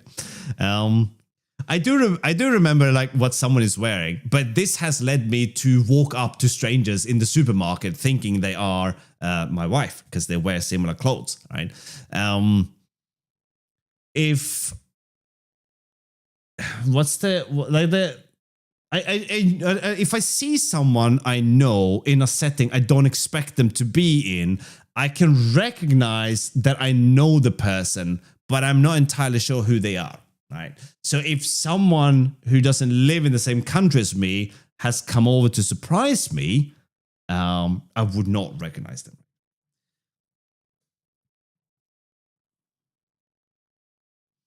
What can you recall what people look like, right? If you look at my face, right? If you look at my face now and then you turn around, or I turn around, can you remember what my face looks like? And then to me, I can't, right? To me, that just very quickly melts away. So it's like the details in the memory doesn't exist, right? I know you if you're a friend of mine and I see you and we talk and it's all good and I know that you are you. And if you leave the room and come back, I know you're the same person. But if I can't see you, I don't know what your face looks like, right? I can only remember you from pictures I have of you, which is probably why I got into portrait photography, right? I have a beard. Too right. Too much beard. Too much fun. Right. It is awkward, right? It is awkward. I have no idea what my mother-in-law looks like, right? She has blonde hair that I think is somewhat short, but that describes a lot of people, and she's older than me and a woman, right? But that's sort of it. I can't piece together the face. There's no way for me to remember to conjure up her face, right? So I think that's kind of the gist of it. I can't conjure up a face, right? Yeah, but you're good at drawing, Anna, and I imagine this is really helpful because you can envisage something and then you can trace that. Maybe, I don't know, and I wish I could do that. But drawing to me is just throwing things at the wall and see what sticks, right? I can only accidentally draw. I can't actually, and I love the idea of drawing, right? Yeah, that's the gist of it. The face blindness is mostly just funny though, right? It's not a problem. It's not like I walk into a room and my child is there and I'd be like, who are you, stranger? It does happen to her friends though. And it happens when we go to things like parent-teacher meetings. I ask the wife, have I met this person before? And she would tell me, right? Because it's really awkward to introduce yourself and you've met them a month earlier or whatever, right?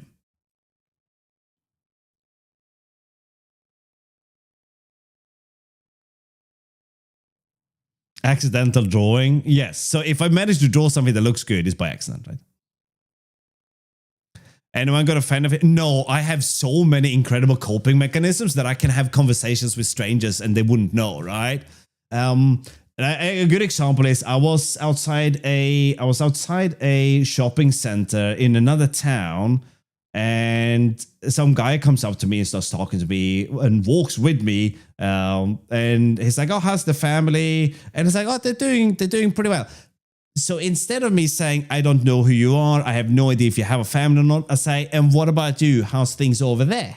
Which can be interpreted, how's things with your family, or you don't have a family. I know that, how's things with you, right? So I have a lot of ways to talk to someone that kind of leaves things open for interpretation, but they become obvious depending on what state they're in, right?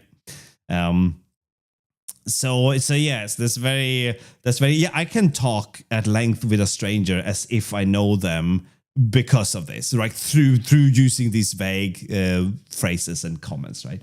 I greet most people I meet if I'm walking down the street in my neighborhood because chances are they might be a neighbor. For the longest of times, I used to greet this woman who I thought was my neighbor, but she was not. She was just a friend of someone who was visiting a lot, right?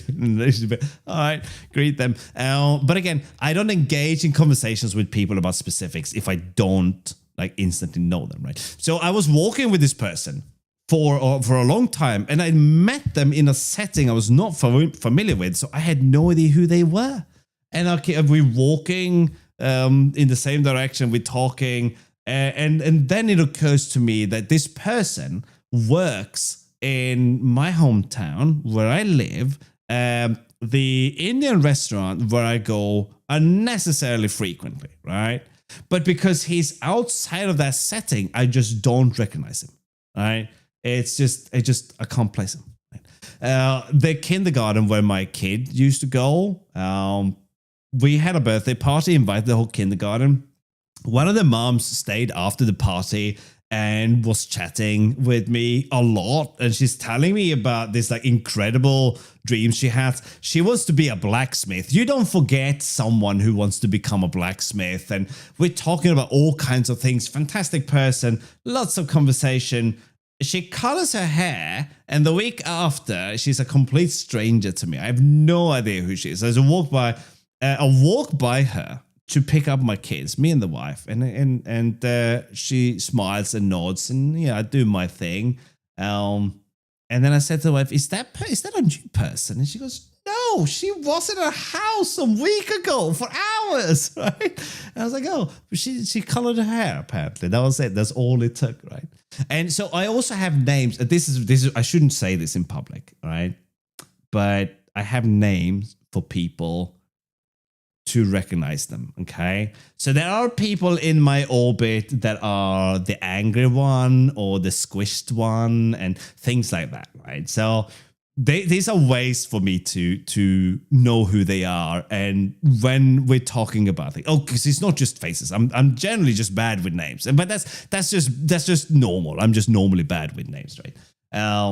And I go, so we're meeting we meet the angry one then, or is it the squished one? And the wife goes, no, it's the squished one. Okay.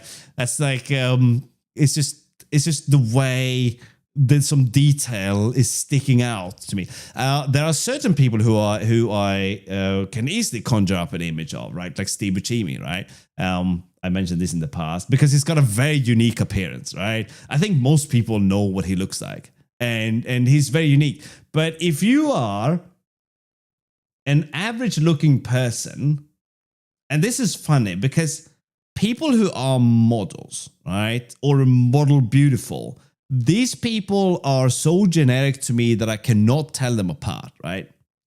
They're just like generic person B or average person A. It's just what they look like to me, right? People can learn your first pet's name. Oh, see, the thing is, I have already isolated my security flaw and corrected that in my life. My biggest security weakness, I found out, was my wife. Okay. I tell you the story how I got scammed. Well, I don't know if the scammers did anything, but they got my credit card details until I realized the situation and instantly canceled my credit card, right?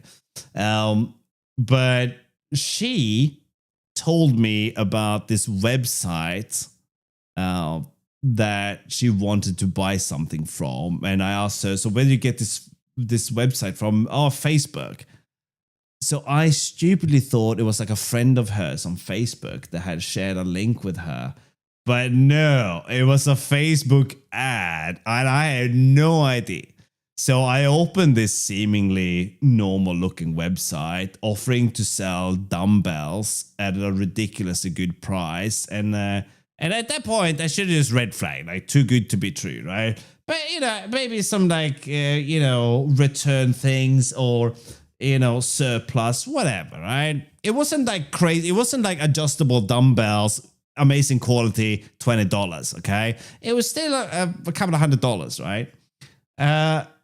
But good quality adjustable dumbbells are stupidly expensive. In case you didn't know that, right? They can be like $300, $400, $500, right? And that would be disadvantageous though. Freefall, right? That's not a word. Disadvantageous, is it? That would be a bad idea either way. But so I entered my credit card details and it didn't work. And as I'm looking at this website, I'm like, hang on, this looks super dodgy. And as I said to her, what person gave you this website or whatever I said? And she goes, oh, no, it's from one of the adverts. And I'm like, oh, no. Okay, cancel all the credit cards and everything. Just wipe it all. And that's when I realized that she's my security flaw. But I've since corrected that. So whatever she tells me, right, website or whatever she wants something from, I'm not trusting it, okay? I don't trust it. So, yes. They keep lists of shady online store. That's really good. That's really good. Was there ever a challenge in an office setting or consulting? No, I think if anything, it made me good at consulting. It made me very good at the social part with clients because everyone I meet is a friend, right? I know that sounds a little bit stupid, but if you treat everyone you meet as someone you like and already know, it actually makes interacting with people a lot more pleasant than having this like weird adjustment period. Do I like you or not? I was like, I like you, fantastic, until you prove it otherwise, right? It's a lot more lightweight to live life that way. Most of the time in my consulting, if I worked out of a client's office, that's not a problem. And doing video calls also, no, that has never really been a problem in that sense, right? But I couldn't conjure up what any of my clients look like, though, right? how do you run a legit online store? How can people tell the legit stuff apart? So Freefall, that depends on many factors, right? If you accept payments with some form of protection, if you also if you're listed on some verification website, I wouldn't say Trustpilot is particularly trustworthy, but I don't know. And if the thing you're offering is not too good to be true, but I also don't think that there's a lot of room for sort of unique online web shops anymore. I think everything has kind of merged into larger companies, right? It's a survival skill though, Anna, when you got face blindness. You gotta treat the world like everyone's your friend. But no, so I was musingly saying this to the missus, right? We started off with like towns had stores, right? You had greengrocer, the butchers, the general store, whatever, right? We got less and less of those, right? We still have like, so there's a fishmonger and stuff. We got less of those. We start merging these into supermarkets. So the supermarket had all of these things in it. And then we kind of moved from supermarket to like a department store, right? So suddenly you can buy your Manchego and your next set of tires in the same place, right? Yeah, I'm looking at you, Carrefour, right? So you can, and then we got like malls, okay? But then we got something like Amazon. So now I imagine that like some years from now, Amazon will be so big that you'll have societies, like villages living inside the warehouses. So you have like generations of people working in the Amazon warehouses, and there's like towns and everything in these warehouses with their own like cultures and colloquialisms and everything. And then like they don't go and deal with the outside world, right? Because that's kind of weird to them. So in the future, there's this Amazon warehouse there's tribes in there, right? At some point there's like a civil war inside that happening even, right?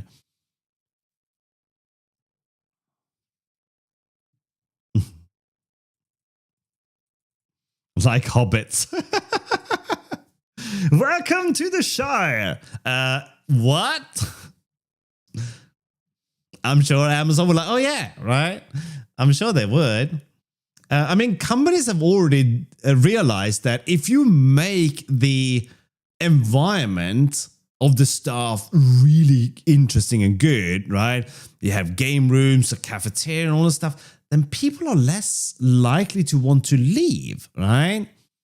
So if you offer someone, let's say someone is single, 25 years old, living in the city in their bullshit 20 square meter hovel that they're paying exuberant fees for, you offer them like this workplace with like a gym, a game room, cafeteria, establish connections and make friends, and all of a sudden you're turning up at like 7, 8 in the morning and you're there to like 9, 10. You just go home to sleep and you go back there because it's actually more fun and convenient to be in the office than it is to be at home in your shitty, really expensive flat, right? Where sparks are coming out of the sockets. That's what my last shitty expensive flat did. It was so bad and so expensive, right? And then they end up firing in the next layouts anyway. Well, the thing is, they exist to get what they want from you, not to give you what you want, right? And the way they get what they want from you is by having all this. Do you not remember that in 2008, I think Google was ranked like the best company ever to work for, right?